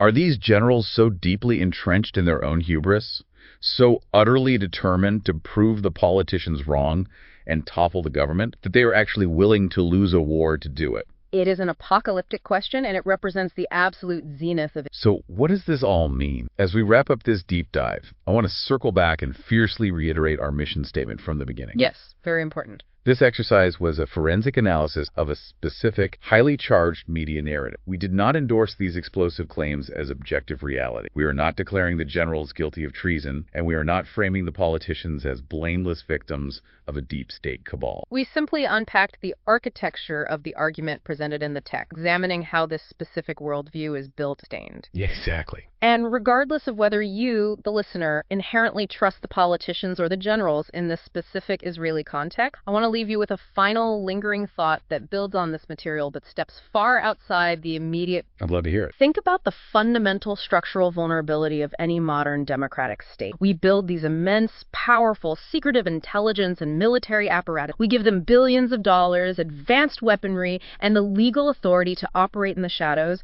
all to protect us from external threats. Right. But what happens when the internal trust within that system completely breaks down? What happens when the fundamental invisible bond between the citizens who vote for the policy and the soldiers who hold the classified data simply evaporates? That's real. If the elected leaders can no longer trust the intelligence they are given because they fear it is politically manipulated, and the intelligence agencies no longer respect the results of the election because they view the voters as amateur, who actually holds the power? Is national security even conceptual possible in a house that fundamentally... It brings us right back to where we start, the chain of command. We rely on that pristine, straight vertical line to keep the chaos of the world at bay, to ensure the sword serves the sovereign. We have to. But when that line ties itself into a knot, when the operatives at the bottom are choking the leaders at the top, and when the secret police declare themselves the ultimate arbiters of democracy, you are left wondering if the entire system hasn't already quietly broken beyond repair. Imagine a war where the most consequential battles aren't actually fought in some subterranean labyrinth of enemy tunnels. Right, or in the shattered concrete of urban combat zones. Exactly. Imagine instead that the absolute most decisive front of this whole national struggle for survival is taking place across the polished tables of a nation's own war cabinet. It's a crazy thought. I mean, we usually think of wartime as this period of, profound enforced unity. Yeah, like the civilian leadership points to the objective and the military apparatus just execute, no questions asked. But today, we are looking at a document that claims Israel's military didn't just fight Hamas in Gaza. Right. It claims that it simultaneously engineered this silent, really sophisticated rebellion against its own elected government. Which is just wild. Welcome to today's deep dive, by the way. We are so thrilled you decided to join us today. We really are, because we are venturing into some incredibly turbulent waters here. Yeah, we are undertaking basically a forensic examination of a piece of source material that is intensely very detailed. And undeniably provocative. To put it mildly, yeah, it's explosive. It's this political and military commentary titled The Revolt of the Generals, Chapter, or in its original Hebrew, Merd HaGeneralim HaPerek HaShlishi. And our mission today is to take a giant magnifying glass to this exact text. Right. We are going to unpack the severe and really unprecedented allegations made in this document regarding the dynamic between Israel's elected government and its defense establishment during the Gaza war. And I need to jump in here for a second before we delve into the mechanics of these claims. I have to set a definitive and impermeable boundary for our discussion today. Yeah, please do. This is critical. Because this source material is highly politically charged. I mean, touching on the absolute deepest, most agonizing controversies in Israel regarding the prime minister, the IDF, the Shin bet, and the overall handling of a traumatic multi-front war, we must make our role here crystal clear. Right. We are absolutely not taking sides. Exactly. We are not taking sides. We are not validating, confirming, or endorsing any of the claims made in this text. Our mission today is strictly impartial. We are acting purely as your analytical guide, conveying and interrogating the argument exactly as they are presented in the original source material. So you, the listener, can understand this specific perspective, the internal logic authors. Right, without us telling you whether it is objectively true or just a partisan framing of a complex reality. We're essentially charting the anatomy of this specific worldview. Precisely. Okay, let's unpack this. We are looking at a core today. The big question. Right. What happens when the military, the very institution tasked with executing a war, fundamentally disagrees with the politicians who declared it? How does a democracy even function when the generals and the government are locked in a battle for control? Control over the narrative, the strategy, and, ultimately the very definition of victory itself. To understand the source's answer to that profound question, we have to establish his foundational premise first. Okay, lay it out for us. The text argues that in the immediate, shell-shocked aftermath of the tragic events of October 7th, the political cabinet, the elected government, set very clear, unambiguous war goals. And those goals were the total destruction of Hamas's military and governmental capabilities, right? That and the return of the hostages. Those were the unequivocal directives handed down to the defense establishment. So the civilian government basically says, here's the mission, go execute it. Exactly. But the framework presented here suggests that a massive systemic derailment happened almost immediately. Like right out of the gate? Pretty much. Instead of adopting a humble, mission-focused approach after the colossal intelligence and operational failures of October 7th. Which were massive. Right. The top brass of the defense establishment, specifically the top echelons of the IDF and the Shin bet, decided they knew better. Oh, wow. So the text claims they tried to force their own distinct agenda onto the government instead. Yes. And the language the source uses to describe this dynamic is incredibly pointed. How so? Like what kind of language? Well, it doesn't describe a polite disagreement over tactical deployments or force posture. The text singles out the internal security agency, the Shin bet. Okay. And while it acknowledges that there are thousands of dedicated, self-sacrificing people in the agency, there is a core group at the very top that the author characterizes as a rotten bunch. A rotten bunch? Wow, that is heavy. It is. The author argues that this specific clique constantly invokes the rhetoric of defending democracy, but practically operates in the shadows without proper oversight. So they view them as self-appointed gatekeepers. Exact. Gatekeepers who have inverted the democratic hierarchy, forgetting that their actual job is to execute policy, not dictate it. It's like hiring a contractor to fix your roof, but they decide a new kitchen is better for you. That's a good way to look at it. And they just start tearing down your cabinets without asking because they think they know best. Right. But let me push back on this architecture for a second. Is it really that simple? What do you mean?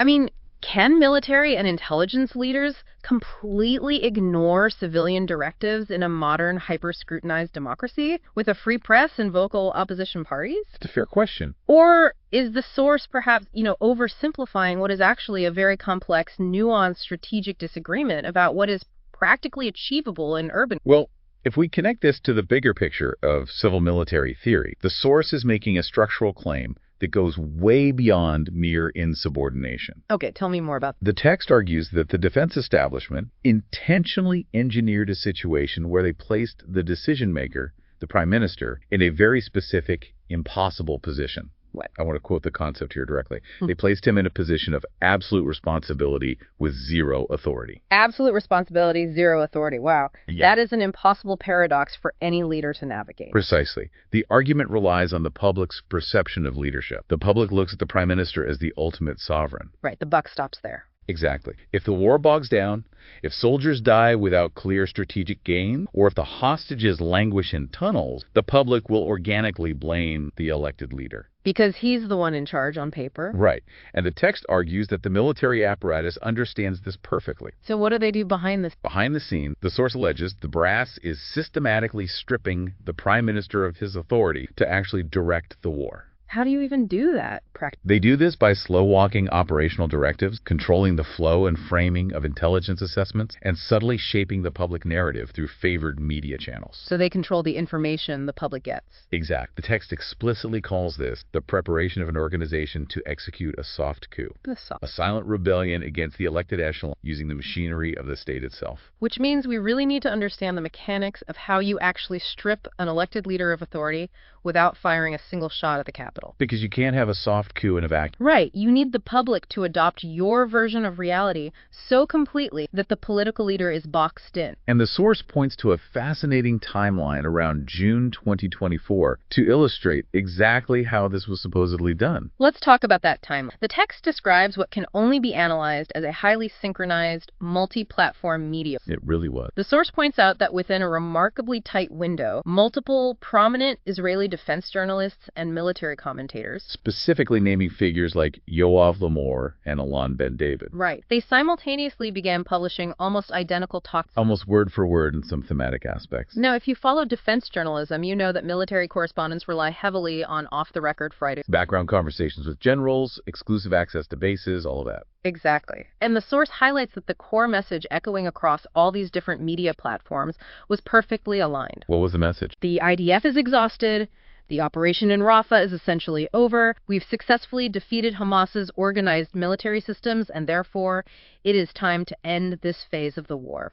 And the source dissects this phenomenon not as a sudden, organic consensus of independent journalistic analysis. No, not at all. They view it as a deliberate top-down information operation waged by the military brass against its own civilian population. To illustrate the alleged cynicism driving this, the text highlights a specific column by Haaretz journalist Amos Harrell from early July. Oh, right, the Harrell piece. Yeah. Harrell wrote a piece discussing how the military and government could wrap the move in a narrative. Wrap the move in a narrative. Right, a narrative that would convince the Israeli public that the war's goals were successfully met, even though Hamas's leadership was largely intact and 120 hostages captive in Gaza. Wrap the move in a narrative. That is a phrase that just demands deep scrutiny. It really does.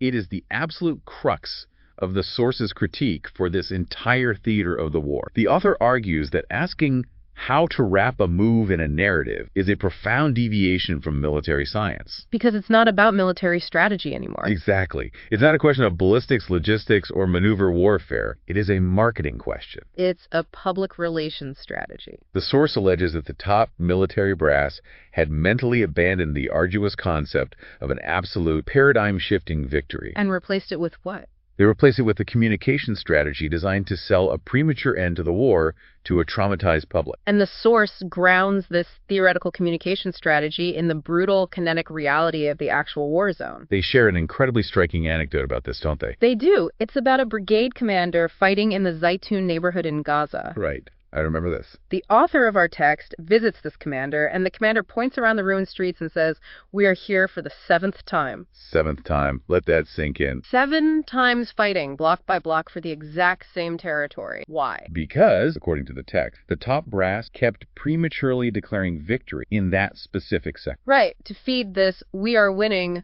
we can wrap this up" public narrative. Exactly. They would pull the troops out to demonstrate the transition to a low-intensity phase. And what happens when they pull out? Well, they allow Hamas to immediately resurface from the tunnels and re-entrench. And then the soldiers had to bleed to take the neighborhood back all over 7 times. We are looking at the fatal operational cost of a public relations strat. That is the tragedy the source is elevating. It's just devastating. The soldiers on the ground are forced to fight a cyclical Sisyphean war because the leadership above them is playing a dual manipulation. Attempting to manage domestic and international perceptions rather than permanently securing territory. And this dual manipulation wasn't just directed at the Israeli public. Right. The text outlines a geopolitical chess match where the military is actively leveraging foreign allies against its own cabinet. The framework here suggests the military establishment was running 2 entirely contradictory campaigns simultaneously. How does that even work?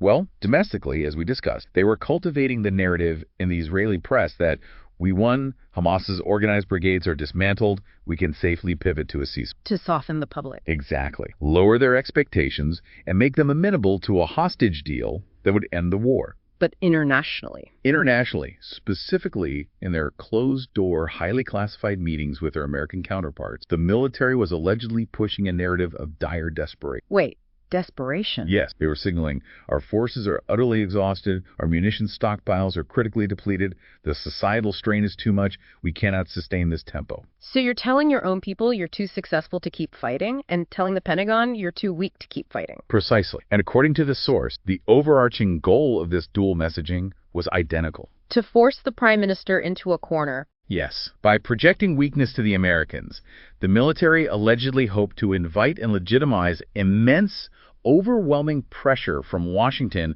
on the Israeli political echelon to halt the offensive operation. They were outsourcing the pressure they couldn't generate internally. That's exactly it. But if the military's goal was to force a halt to the war through exhaustion, the source argues they eventually realized that wasn't enough, right? Right. Because the Israeli public, still deeply traumatized by October 7th, was willing to endure exhaustion if it meant destroying Hamas. So the text claims the military brass turned to the ultimate emotional lever. And this leads us into what is undeniably the most agonizing, sensitive part of this entire text. Absolutely. The source claims that the We Won marketing campaign was just the secondary effort. The primary weapon used in this alleged internal rebellion was the hostage crisis itself. The text argues that the primary campaign pushed by the generals, laundered through their proxies in the defense media, was the narrative that the Prime Minister is systematically abandoning the hostages for his own political survival. The message was that abandoning the pursuit of total victory and stopping the war entirely was the only moral and tactical way to save those languishing underground. And this is where the source makes a deeply controversial, fiercely debated argument about the paradox of public pressure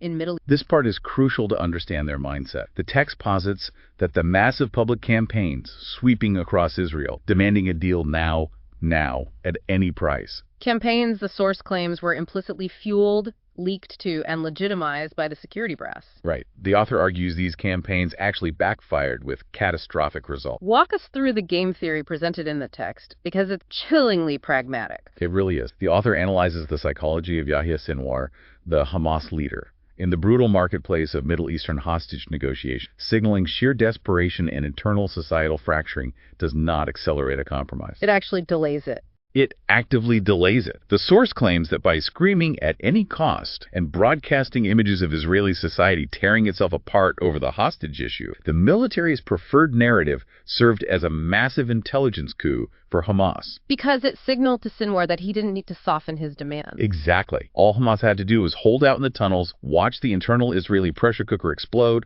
and wait for the Israeli government to inevitably capitulate. Capitulate under the sheer weight of its own military brass and public protests. Right. And the source points to a highly specific, incredibly heavy piece of evidence to illustrate this mechanism. They refer to it as the document of blood. The document of blood. It refers to a widely circulated briefing published by the prominent intelligence journalist Ronan Bergman on September 1st, 2020. The timing here is absolutely critical. Yeah, this briefing was published quite literally the morning after the bodies of 6 Israeli hostages who had survived 11 agonizing months in captivity were discovered in a tunnel in Rafah, having just been executed by their captors as Israeli forces approached. It was devastating. It was. And the briefing cited an unnamed senior security official. A designation that, in the Israeli media landscape, universally implies a top figure within the defense or intelligence establishment. Right, and this official essentially blamed the political echelon's insistence on holding strategic territory, specifically the Philadelphia corridor, for the lack of a deal. So the implication was clear. The government's stubborn policies, not just Hamas's brutality, were directly causing the hostage deaths. Yeah, the author of our source material labels this briefing the document of blood because they argue this exact type of messaging is what emboldens a terror group to pull the trigger. Walk us through that causality, because it's a massive accusation. I mean, how does a newspaper, quote, cause an The text applies a strict behavioral analysis to Hamas. If a terrorist organization sees that executing hostages immediately results in top Israeli security officials publicly blaming their own prime minister, thereby increasing the domestic pressure to surrender. Exactly.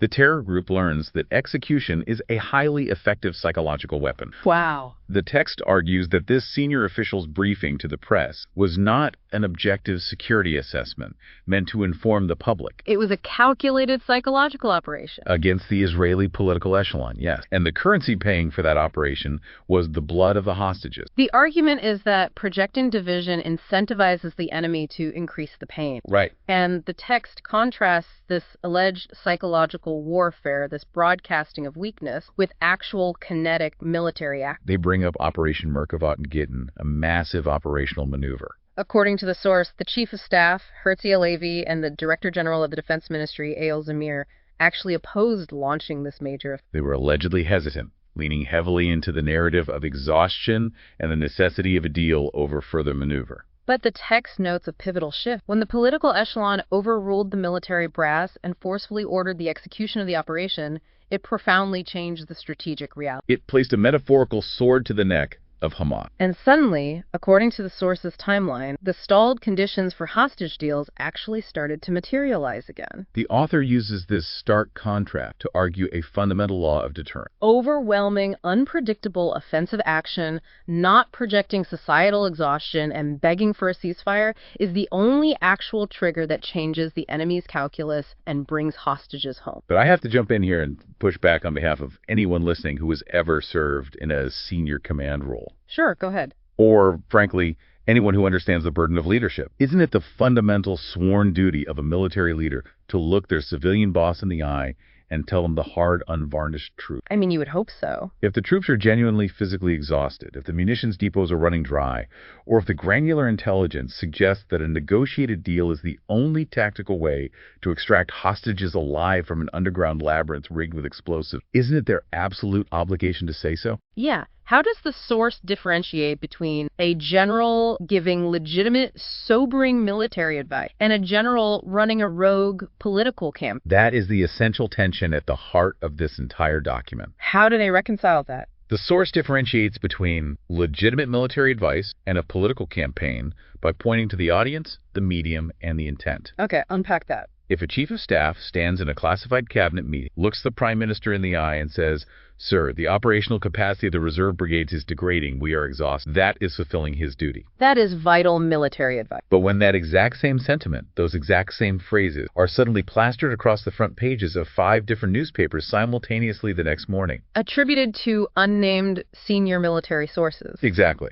The text argues the fundamental nature of the communication has changed. It transforms from professional advice into a coercive pressure camp. The source maintains that the military leadership was intentionally bypassing the civilian chain of command by leveraging the press to force the politicians' hands from the outside in. Which brings us to another arena where the source claims the military outright refused to execute civilian policy. The bitter battle over humanitarian aid. Right. The source describes a specific, unambiguous operational directive given by the Prime Minister early in the conflict. The IDF was explicitly ordered to take over the distribution of humanitarian aid within Gaza to ensure it didn't fall into the hands of Hamas. And according to the text, for 8 long months, that explicit political directive was either actively ignored, hopelessly diluted through bureaucratic friction, or outright refused by the military brass. And the result of that refusal to manage the aid, according to the text, was a totally absurd, entirely self-defeating operational cycle. Well, this cycle is just infuriating to read about.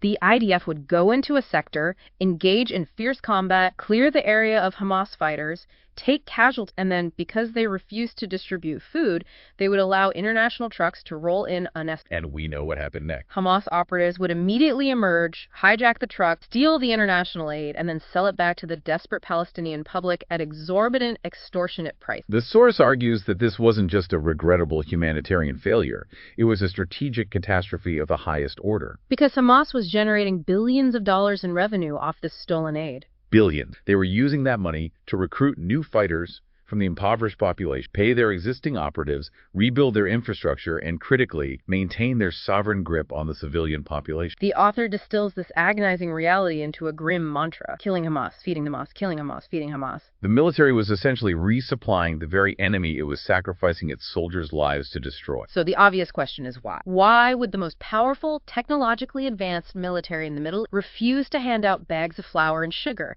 if it meant starving their enemy, of their primary source of power, revenue, civilian. The source digs deeply into the psychological and ideological roots of this refusal. What do they? The text claims the top brass suffers from what it terms a primal fear, a deep-seated institutional terror of the words occupation, civil administration, or military rule. A paralyzing fear of owning the territory. Exact. The argument is that the upper echelons of the IDF leadership have been so conditioned by decades of post-Oslo political philosophy, international legal doctrine, and the traumatic memory of previous occupation that they developed a profound ideology. They absolutely refuse to step into the administrative vacuum left by. They essentially operated on the hope that some magically competent, moderate Palestinian authority or an international coalition would suddenly appear to take the keys and manage the sewage and the food. They viewed distributing food not as a tactical necessity to defeat Hamas, but as the first dangerous step on a slippery slope toward a permanent military occupation of Gaza. A scenario they view as politically and legally illegitimate. Here's where it gets really interesting, because the source delivers a blistering, almost mocking condemnation of this mindset. Yeah, the author essentially says, let's look at the sheer tactical genius and capability of this military. Right.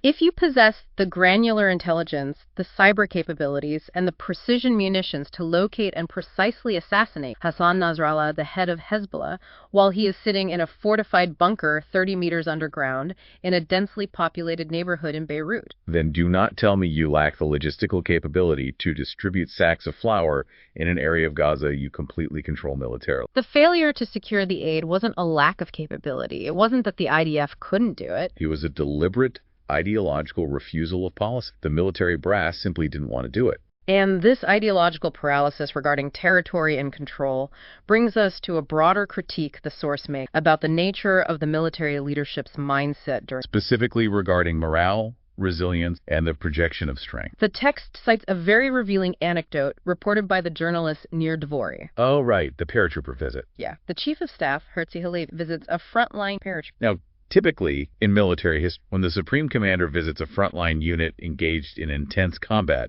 you expect this to be a moment of rallying the troops. Right, a Patton-esque speech about the inevitability of victory, the righteousness of the cause, and the strength of. But according to the report cited in the text, the conversation takes a very different turn. It focuses almost entirely on how tired everyone. They discuss the deep exhaustion of the reserve units who have been pulled away from their families and jobs for months, the massive strain on the regular forces, the immense psychological pressure on the families back home, and the heavy burden weighing on the commanders themselves. And the source is fiercely critical of this interaction. And more specifically, critical of the decision to allow this narrative of exhaustion to be broadcast to the public. I mean, the author acknowledges that soldiers and commanders are undoubtedly profoundly exhausted in a long, grinding war. That is a biological and psychological fact. Nobody is denying that. However, the text argues that the supreme commander of the military must project an aura of absolute resilience, unstoppable momentum, and imminent victory. By participating in and allowing the media ecosystem to broadcast a narrative of systemic, insurmountable exhaustion, the source claims the chief of staff was essentially signaling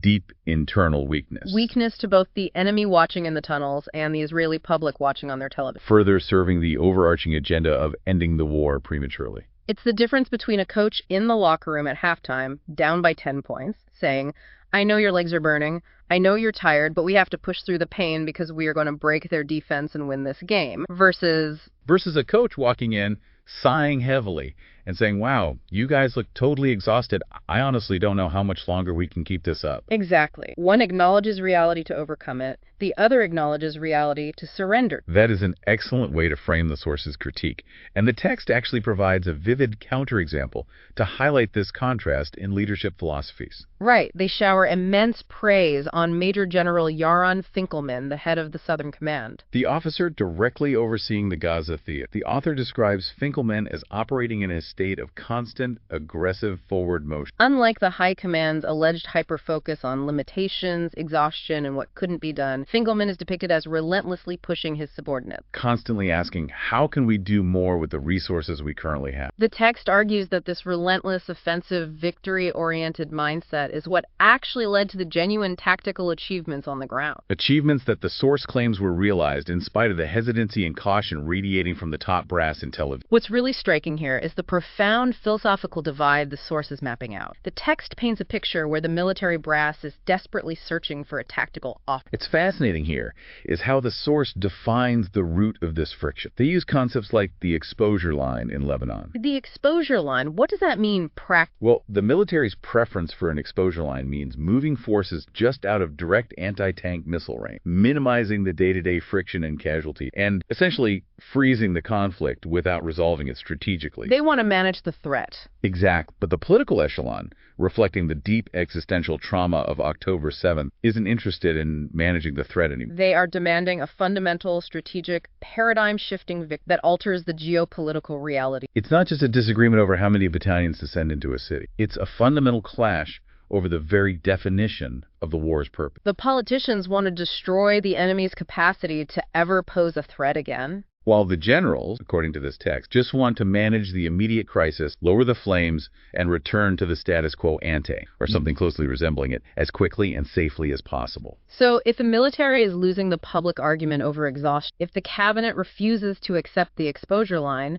and demands total victory, then the defense establishment needs a different lever of pressure to force the prime minister. And the source argues they found that lever not on the battlefield, but in the Prime Minister's own office. This takes us into a section of the text that reads like a high-stakes domestic espionage. It really does. We're talking about the Shin, Israel's internal security agency, and its director, Ronen Bar. The source sets the stage by claiming that Barr's position in the hierarchy was incredibly precarious. Because of the monumental, catastrophic intelligence failures leading up to October 7th. Failures that fell squarely under the Shin Bet's primary purview of monitoring Hamas in Gaza. Right. So the prime minister was allegedly on the verge of fire. The text implies that this dismissal was not just politically motivated, but professionally justified and imminent. Because by any standard of institutional accountability, the head of the intelligence agency that missed the preparations for the biggest, most deadly terror attack in the nation's history should have handed over the keys and resigned. The fact that he was still in power was an anomaly. The political echelon was finally moving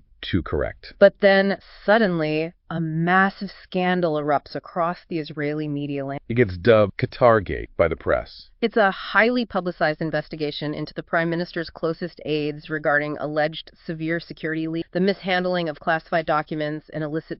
And the source makes a staggering, deeply cynical claim. What's the claim? The text alleges that Ronen Bar utilized this sudden, high-profile scandal as a shield to cling to his position. A shield? The argument is that Barr signaled, through the sudden intensity of the investigation, that if the political echelon fired him while his agency was actively investigating the prime minister's inner circle, it would be instantly framed by the media and the legal establishment as a corrupt cover-up. Like an obstruction of justice. Precisely. The source goes even further, describing this not just as opportunistic, but as a manufactured counteroffensive. The text claims the Shin Bet essentially elevated what were, at worst, minor procedural violations regarding document handling, or perhaps politically embarrassing leaks, into a grand narrative of treason. High-level espionage and severe damage to national security. By weaponizing the agency's investigative powers, the source alleges the Shin Bet chief successfully paralyzed the prime minister, making him politically untouchable. And the source provides evidence for this claim by pointing to the eventual collapse of the narrative, right? Yes,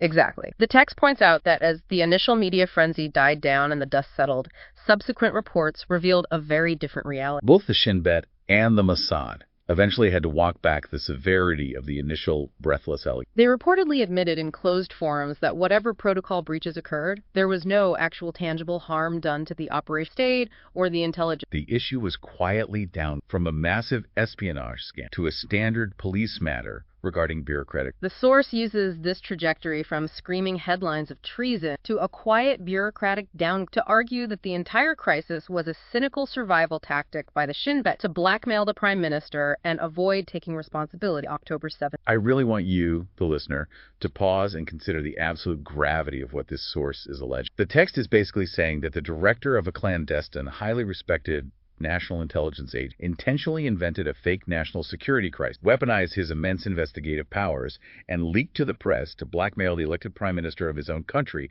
just to save his job. If that is true, that is staggering. It shakes the very foundations of how a democratic functions. It really does. But again, as analytical readers, we have back hard here. We must. Is the source so utterly determined to paint the security brass as malicious villains that they are completely brushing past the very real possibility that political aides were actually mishandling highly classified life-and-death intelligence during a multi-front war? A downgraded investigation doesn't necessarily mean no crime was committed. Right, and it certainly doesn't mean the initial investigation was a coup. It might just mean the damage was contained and the legal threshold for espionage wasn't met. That is a crucial, critical lens to apply when reading a text this. The framework presented here relies on a narrative of absolute institutional malice, where every action, every investigation, every leak by the security brass is driven by a singular desire to usurp or paralyze the political echelon. It leaves absolutely zero room for the possibility of genuine, albeit perhaps flawed or legally ambiguous, security concerns driving the Shin Bet's action. The source asks us to believe the absolute worst of the defense establishment's motives. Exactly. But the source anticipates this exact kind of disbelief. They know these allegations sound extreme, Almost conspiratorial to someone outside the Israeli context. So to explain why the military and intelligence brass would behave this way, to explain how the institutional psychology shifted so dramatically that these actions became normalized, the text says we have to look backwards. We cannot start the clock on October 7th. Right. To understand the wartime rebellion, we have to look at the 9 months leading up to the war. The source places the absolute root of this wartime insubordination squarely in the massive, unprecedented civil unrest that engulfed Israel prior to the months of intense societal protests over the government's proposed judicial reform. The text specifically calls out the phenomena of reservists threatening to serve. During those protests, thousands of key personnel stated they would not report for duty if the government passed laws they deemed dictatorial. And the source lists the elite units involved: the Air Force fighter pilots, the Golani Infantry Brigade, the elite Sheit Head Naval Commandos. The source describes this period with the incredibly visceral, condemnation-heavy language, calling it an ecstasy of destroying the military. The author's argument is that during those 9 volatile months, a profound psychological barrier was shattered. The foundational contract of a conscript and reserve army that service is mandatory and unconditional, regardless of who is in power, was broken. The text claims that the top military brass, including the Shin Bet leadership, essentially sympathized with, enabled, or even quietly joined rebels. By not harshly punishing those who threatened refusal, the leadership normalized the idea that the military apparatus could dictate political outcome by threatening to withhold its protective shield. The source explicitly uses the term banana republic to describe what Israel, a state where the military holds an implicit veto over the policies of the elected civilian government. They viewed themselves not as soldiers of the state, but as the ultimate gatekeepers, protecting this from its own voters. So when October 7th happened, according to the logic of this text, the military didn't suddenly snap back into being a subordinate, obedient tool of the state. You don't just flip a switch and erase 9 months of viewing the prime minister as an illegitimate threat to democracy. They carried that pre-war arrogance, that entrenched belief that they were the true enlightened guardians of the nation, right into the underground war. They believed their strategic vision was inherently superior to the elected cabinet. That is the core thesis unifying the entire document. The refusal to hold territory, the leaking of exhaustion narratives, the manipulation of the Hamas tragedy, the Qatar-gate investigation. The source views all of these as symptoms of a military establishment that fundamentally believes it has the right to override the political echelon for the good of the country. And yet, despite painting this incredibly bleak, almost dystopian picture of internal sabotage, institutional decay, and bitter insubordination, the source ends on a surprisingly definitive, almost triumphant note regarding the final outcome of this power struggle. Right, we arrive at the final score. The text concludes that despite the massive, multi-front pressure campaign, despite the daily demoralizing media leak, despite the agonizing manipulation of the hostage tragedy, and despite the leveraging of American diplomatic pressure, the government did not break. The author summarizes the strategic reality as they see it at the time of writing. The political echelon held its ground against its own general. The war was not stopped prematurely to satisfy the exhaustion narrative. The IDF was forced to remain in the strategically vital Philadelphia corridor. Dozens of hostages were returned through the application of overwhelming military pressure rather than capitulation. Arch-terrorists who had plagued Israel for decades, like Yahya Sinwar in Gaza and Hassan Nasrallah in Lebanon, were systematically hunted down and assassinated. And Israel executed severe, direct, paradigm-shifting strikes against Iran. The text ultimately claims that the political echelon, bloody, battered, and politically scarred, won the tug of war against its own defense establishment. They essentially dragged the military kicking and screaming to victory, forcing the generals to achieve the strategic historical wins the military itself allegedly tried desperately to avoid. It is a remarkable paradigm shift in how we analyze conflict. We typically study military history by looking at how a unified nation mobilizes its resources to fight an external enemy. But this source material forces us to consider a deeply uncomfortable scenario where the most difficult, grinding, and consequential front of the war wasn't in the booby-trapped tunnels of Gaza or the rocket-scarred hills of Lebanon, but across the table in the war cabinet. It paints a picture of a civilian political echelon that had to expend massive, incalculable amounts of energy fighting its own military apparatus just to get its strategies executed. And as we wrap up incredibly dense, deathly theoretical journey, we want to remind you one last time of our... Yes. We have spent this time deeply immersed in the arguments, the specialized terminology, and the highly specific perspective of this text, The Revolt of the Generals, Chapter 3. We have presented these claims as the author meticulously built, exploring the mechanics of their argument, not presenting them as established, objective, historical facts. These are profound, highly controversial interpretations of events that are still unfolding in real time, and they will undoubtedly be debated, debunked, and defended by historians, soldiers, and politicians for decades to come. Our goal was to give you the analytical tools to understand this specific, highly influential viewpoint within the fractured Israel. And it certainly gives us an immense amount to think about. When we look at a nation at war, we assume the greatest threat is the enemy, but perhaps the most terrifying vulnerability. So what does this all mean for the future of democratic societies under extreme pressure? We leave you with this thought to mull over long after you finish. If a nation's military and its elected government are fundamentally, philosophically misaligned on the very definition of the word victory, can any battlefield success, no matter how brilliant, ever translate into a last... What happens to the fundamental social contract of a democracy when the soldiers and the state no longer speak the same? Imagine you're the CEO of this massive multinational corporation. Okay. You have the title, right? You have the corner office. The board of directors officially put you in charge, and the shareholders elected you to run the show. Right, you're the boss. You are the absolute boss on paper. But one morning, you walk in and you realize the IT department, the people who actually control the servers, the passwords, the internal communication, they've quietly decided they just don't like your new corporate strategy. Oh, wow. Okay. And they don't fire you. I mean, they don't have security drag you out of the building. They just lock you out of your email. Just throttle the internet speed? Exactly. They throttle your internet. They refuse to process your directives. So on paper, you are still the CEO. But in reality, you're essentially a hostage in a really expensive suit. Yeah. So the question is, who actually holds power in that building? Is it the person with the mandate or the people with their hands on the machinery? I mean, that is the defining vulnerability of literally any complex system, whether it's a Fortune 500 company or a sovereign nation. Right. Because we are taught to look for overt explosive transfers of power. Like history books condition us to recognize a coup d'etat by tanks rolling onto the Capitol lawn. Or a general in a uniform interrupting the evening news broadcast. Exactly. But institutional power dynamics in the modern era, they rarely look like a 1970s junta. The most effective subversions of authority, they operate entirely within the grays, bureaucracy, administration, technical leverage. And that precise tension, that friction between the temporary people elected to steer the ship and the permanent professionals who actually run the engine. That is going to be our lens today. Yeah. So welcome to a rather intense deep dive. Our mission right now is to dissect a really highly specific, fiercely contested narrative regarding one of the most polarizing periods in modern history. It really is. We're looking at a translated excerpt from a YouTube video transcript. It comes from the Israeli network, Channel 14. And the specific video is titled The Revolt of the Generals, Chapter 4, which in Hebrew is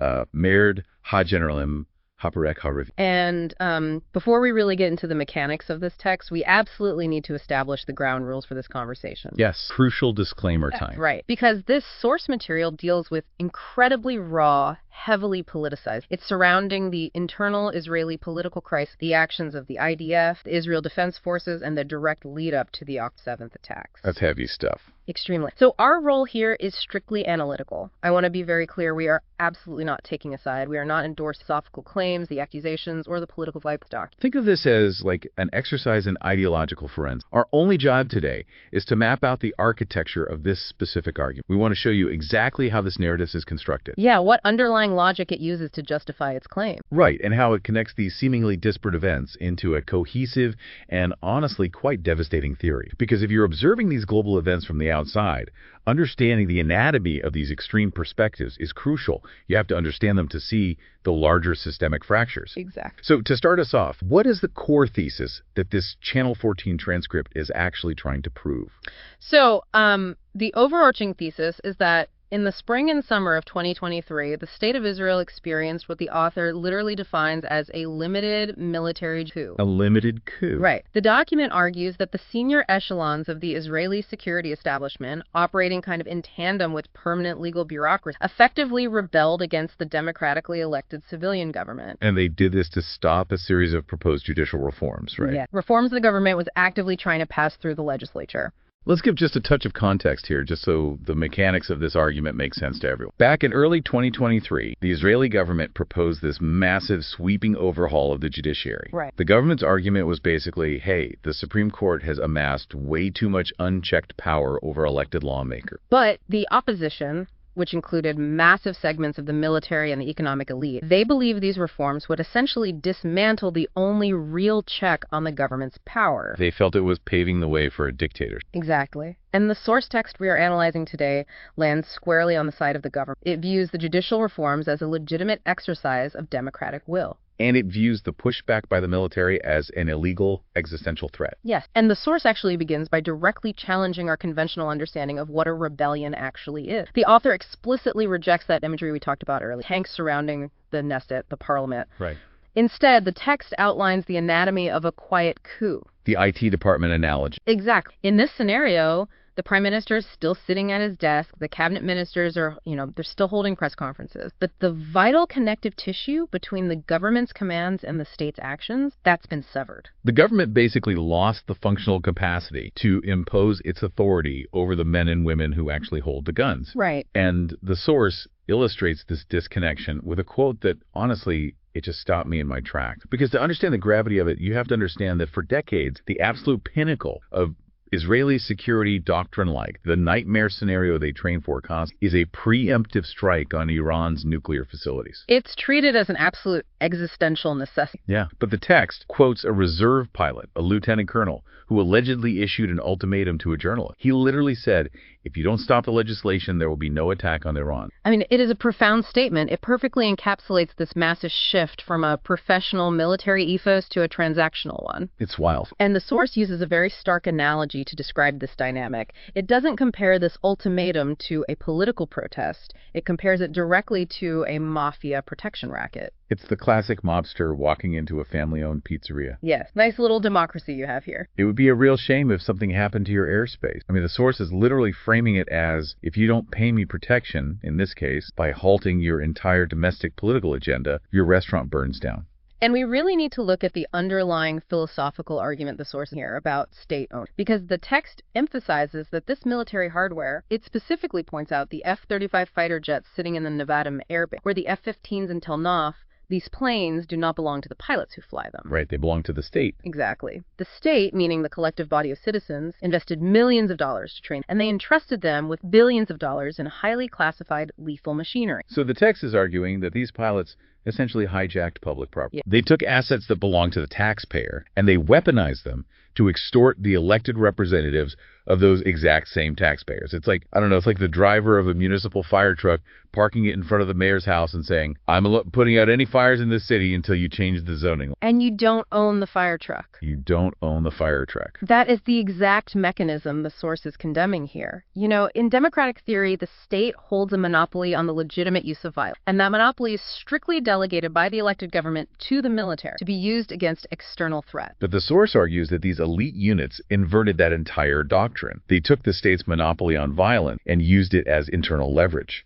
But what makes this quiet coup so insidious, at least according to the text, is the linguistic camouflage. Oh, the Orwellian language part. This is fascinating. Right. The source talks about an Orwellian blurring discourse. The narrative really digs into how institutions manipulate reality. The text claims that the military elites managed to rebrand blatant insubordination as like a patriotic defense of the rule of law. It's a brilliant, if highly destructive, public relations strategy. Yeah. Because if a general just stands up and says, I'm ignoring the prime minister because I don't like his politics, the public immediately recognizes that as a mutiny. Right, that's obvious. But if that same general says, I am suspending my service because the government's new laws are tearing up the democratic social contract, and therefore I am the one protecting the true law, well, that creates massive cognitive dissonance. It does. They called a military revolt the law, and they called the actual laws being passed in Parliament a revolt. By changing the vocabulary, they gave themselves the moral permission to just break the chain of command. Exactly.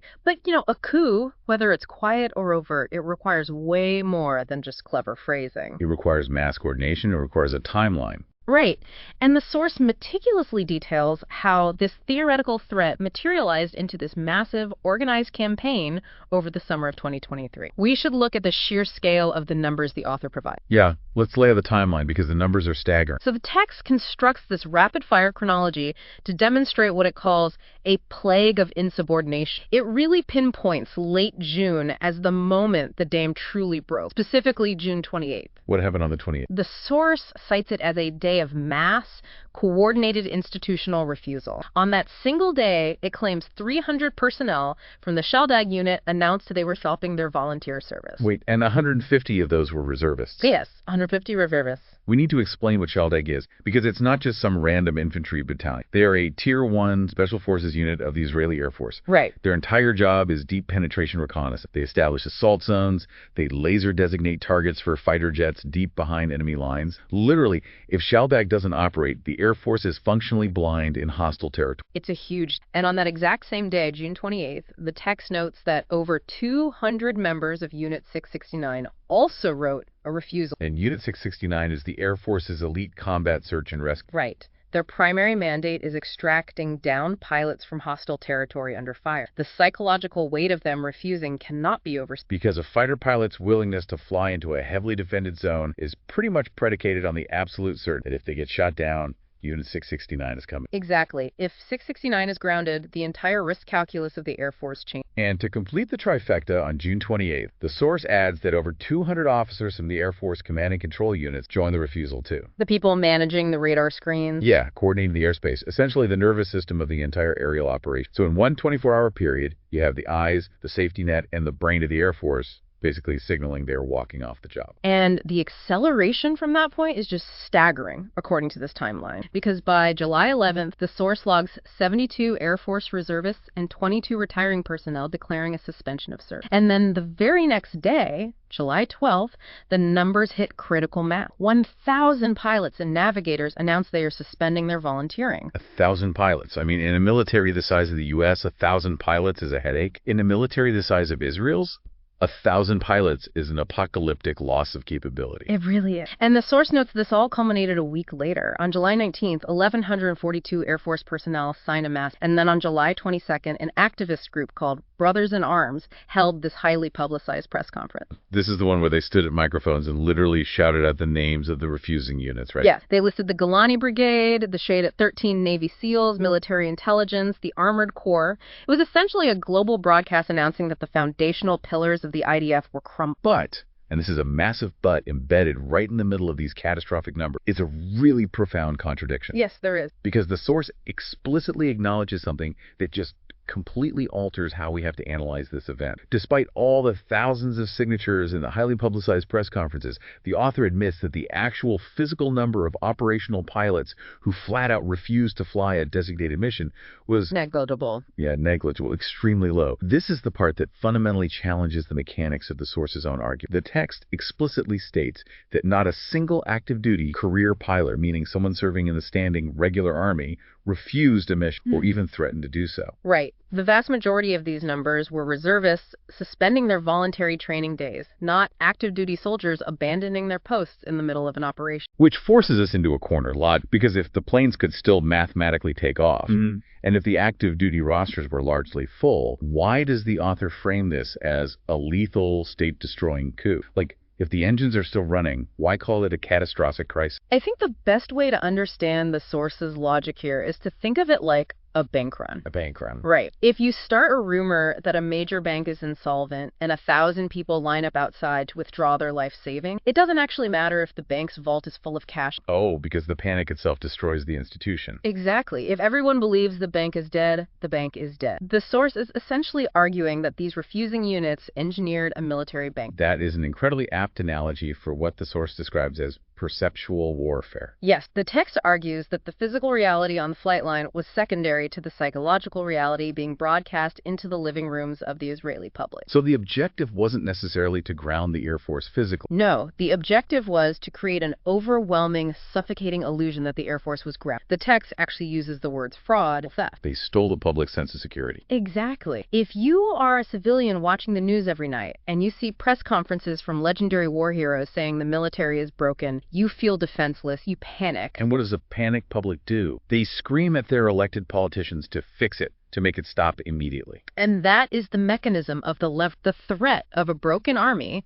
amplified by a compliant media, exerts the exact same paralyzing pressure on a civilian government as an actually broken army. Because if the illusion is convincing enough, the politicians will capitulate to the demands of the military simply to restore the illusion of safety. Yes, the source argues this was a masterful, cynical manipulation of public psychology to achieve purely political goal. Okay, so the sources established the weapon. The weapon is this massive, highly publicized bluff of military collapse. But weapons only work if the people in charge fail to disarm. And this brings us to the third major pillar of the text. It is a blistering, almost unprecedented indictment of the Israeli defense leadership. The author does not spare the politicians at all. He levels the harshest possible criticism at Defense Minister Yoav Gallant and the IDF Chief of Staff Herzi Halevi. The critique of Gallant is particularly intricate because it really delves into the sociology. How so? Well, the source claims that at the exact moment Gallant should have exercised absolute civilian authority to crush a rebellion within the ranks, he instead internalized the rebellion, and he turned it against his own government. The text uses a very loaded historical phrase. It states that Gallant crossed the Rubicon into politics. And crossing the Rubicon isn't just like a metaphor for making a tough choice. It is literally the historical definition of a military general committing treason to march on his own capital. Julius Caesar, right. Exact. So by using that phrase, the source is implying that Gallant, as defense minister, took the threat generated by the pilots and essentially held it to the head of the prime minister. Instead of telling the military, get back to base or you face court-martial, he told his fellow politicians, stop passing laws or I won't guarantee you have an army tomorrow. The source views this as a fundamental betrayal of the democratic hierarchy. But to understand why the author believes Gallant did this, we have to examine the concept of tribalism as presented in the text. Tribal? Yeah. The author paints a picture of a society deeply divided into socioeconomic and cultural tribes, focusing heavily on what it dubs the deep state tribe. Right, because Gallant is a politician in a right-wing populist government now, but his entire biography is rooted in the military elite. Yeah. He was a general. He commanded the Southern Command. His peer group, his lifelong friends, the people he goes to dinner with, his tribe, are the exact same generals, intelligence chiefs, and former pilots who were organizing these protests against the government. The argument is that sociological gravity is stronger than political affiliation. When push came to shove, Gallant looked at the pilots threatening to strike, and he saw his brothers in arms. He didn't see insubordinate soldiers. He saw his social peers. The source explicitly claims that Gallant essentially forgot about the voters who placed him in the parliament to begin. He prioritized the demands of his elite tribe over the democratic mandate of the working class elect. There is a remarkably revealing anecdote in the text that highlights this exact dynamic. The author claims that the very day the news broke about the first 37 pilots from a specific fighter squadron refusing to serve, he got on the phone directly with Defense Minister Gallant. He says they had a friendly relationship. They had known each other for years.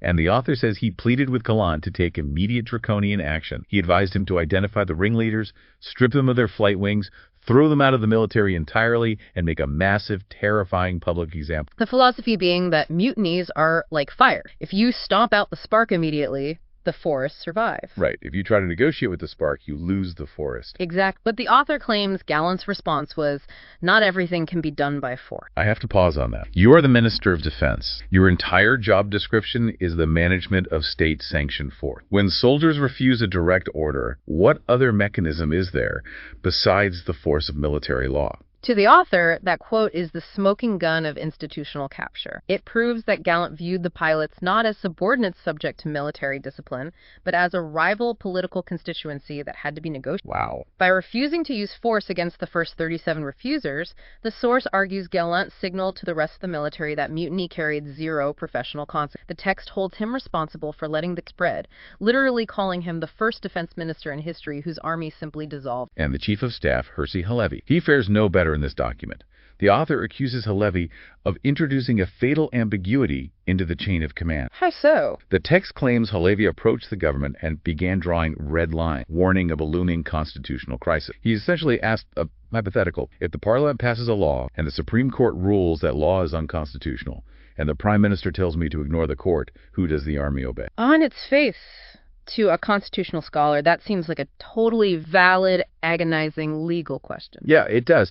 But to the author of this text, the very fact that the Chief of Staff asked the question out loud is a symptom of the coup. Because in the author's worldview, an army general doesn't get to be a constitutional scholar. Right. The text asks a brutally blunt rhetorical question: are we in Congo? In a functioning republic, the military does not interpret the law. The military follows the orders of the elected Prime Minister and the Minister of Defense, period. The source argues that by entertaining the idea that the army might side with unelected judges over elected ministers, Halevi was essentially declaring that the military was an independent political actor deciding. It is a total collapse of the theoretical firewalls that are supposed to keep men with guns out of civilian courtrooms. It really. And as the text moves chronologically toward the late summer of 2023, this theoretical debate over who controls the army violently collides with the actual physical reality of Israel's external, which brings us to a highly controversial section regarding a specific intelligence. Right. This is where the text gets incredibly tense. We are in July 2023. The political crisis is at a boiling point, and Prime Minister Benjamin Netanyahu was briefly hospitalized at Sheba Medical Center. Yes? During this window, a deeply significant event occurs involving Ronen Bar, the head of the Shin Bet, which is Israel's internal security agency, roughly equivalent to like a mix of the FBI and MI5. The text points to a report citing Israeli journalist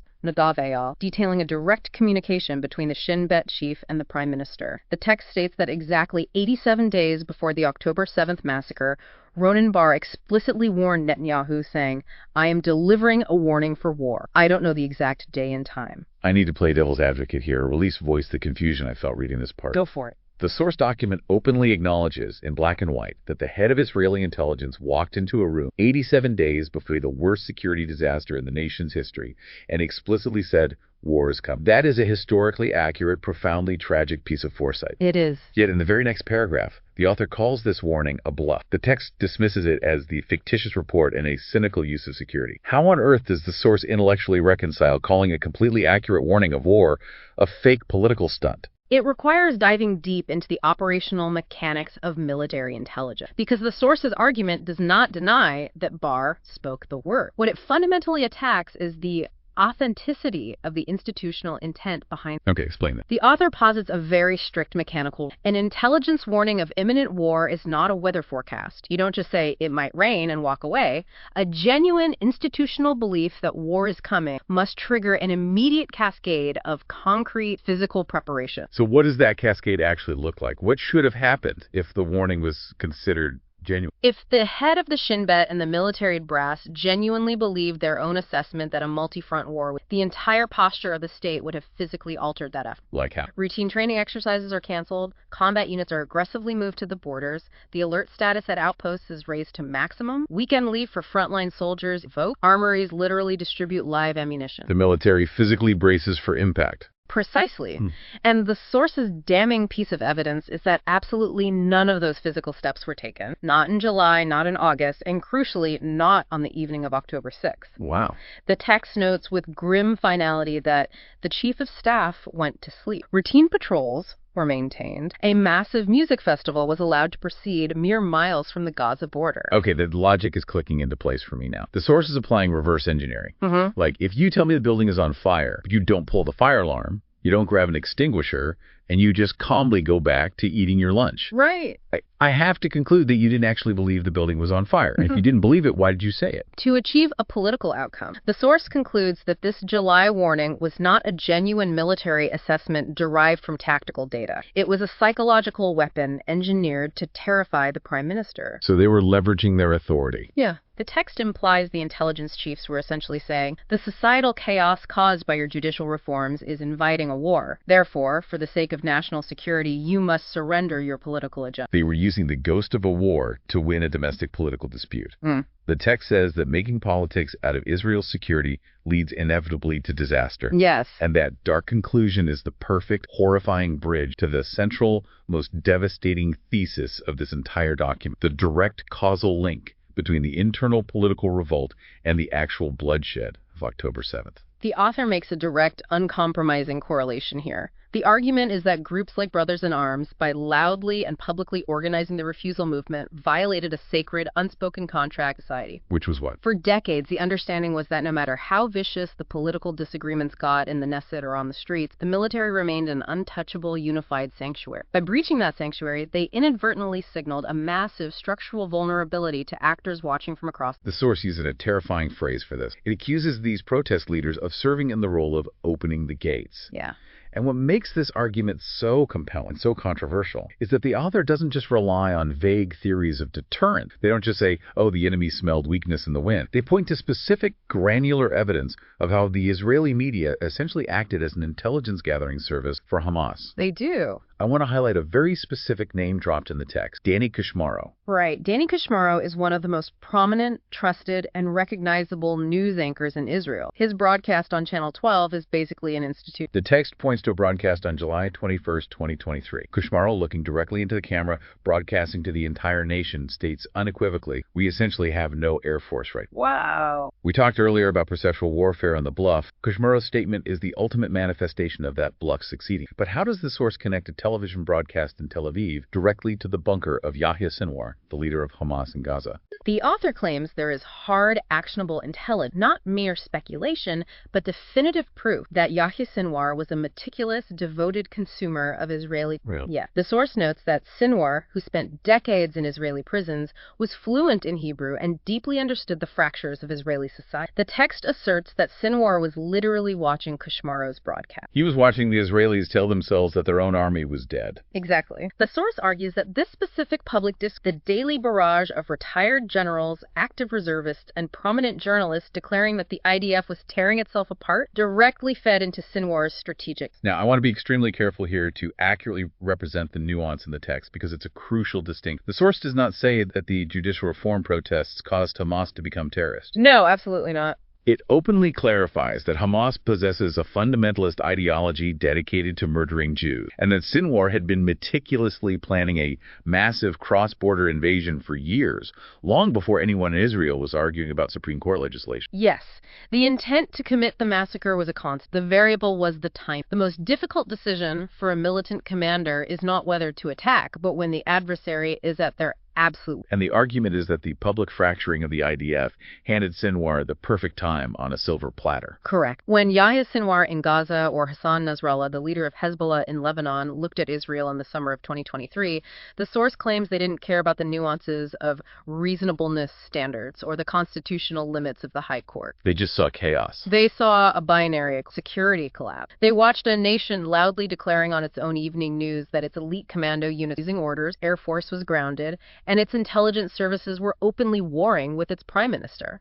The source views this unprecedented public suicide of military unity as the ultimate green light. It signaled to Hamas that the gates were unguarded, that the state was entirely consumed by its own civil war, and that a sudden, overwhelming strike would meet a paralyzed, disorganized response. Exactly. The author even includes a chilling anecdote about a conversation with an activist from Brothers in Arms. The author pointed out to this activist that Nasrallah was watching the army dismantle itself, and the activist allegedly replied, "That's Netanyahu's problem, not my problem anymore." That alleged quote represents the ultimate tragedy in the author's eye. It encapsulates the fatal delusion that the political rival inside the country had become a greater enemy than the terrorist army sitting on the... The source views this as a profound moral and strategic blindness. By subordinating their military duty to their political anger, the text argues, these elites stripped away the nation's armor and placed the lives of innocent civilians directly in the path of the slaughter. It's a devastating indictment. Okay, we have waded through an incredibly dark, heavy diagnosis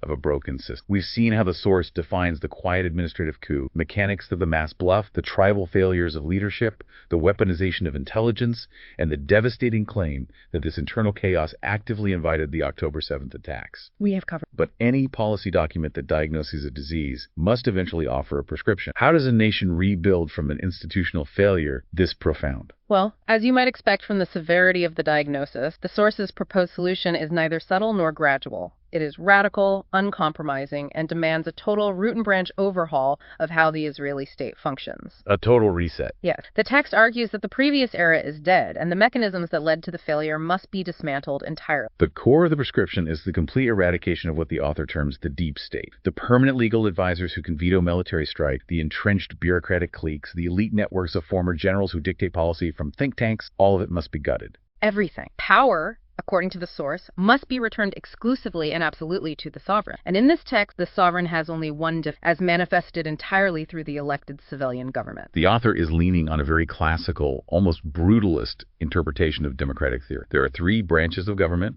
They each have their lane, but sitting above all of them is the undeniable will of the voters. Right. And when it comes to the use of state violence, the text demands the absolute, unquestioning, almost mechanical subordination of the professional military class to the politics. But this is where the theory hits the messy reality of human life, and where I have to ask a massive practical question. Sure. We aren't talking about tax policy here. We are talking about warfare. We are talking about generals and intelligence analysts who have spent 40 years studying the exact velocity of a missile or the psychological profile of an enemy leader. Right. Highly specialized experts. The source concedes that these professionals have a duty to voice their opinions in closed rooms. But it insists that once the politician makes a decision, the military must obey instantly and without question. What happens when the military, deeply, genuine, with all of its professional expertise, believes the elected official is making a catastrophic, perhaps even illegal mistake? It's the ultimate dilemma. We saw the limits of the I was just following orders defense of Nuremberg. Does the military have no right to hit the brakes? The source addresses this exact tension, and it leaves absolutely zero wiggle room. It provides a fundamental, unyielding rule for state survival. The army is subordinate to the government, period. Period. No exceptions for a supposedly bad law. Period. Yeah. The text argues that the moment you introduce subjective caveats, the moment a general decides his decades of experience give him the right to overrule a supposedly reckless politician, you have ceased to be a democracy and have become a junta. The source argues it does not matter how brilliant the staff or how corrupt the prime minister. The instant the military places its own judgment, or even the judgment of the court, above the direct orders of the elected sovereign, the state is facing an existential threat from... The author believes that the natural democratic hierarchy was completely inverted in Israel. Yes. The army decided it was smarter than the cabinet. The Shin decided it was more responsible than the prime minister. The legal advisors decided they were more moral than the public. And the text points to the ashes of October 7th as the direct result of that inversion. The source issues a very stark, very grim final warning here. It argues that if this rigid hierarchy is not brutally, if the military is not forced completely and permanently back under the heel of civilian control,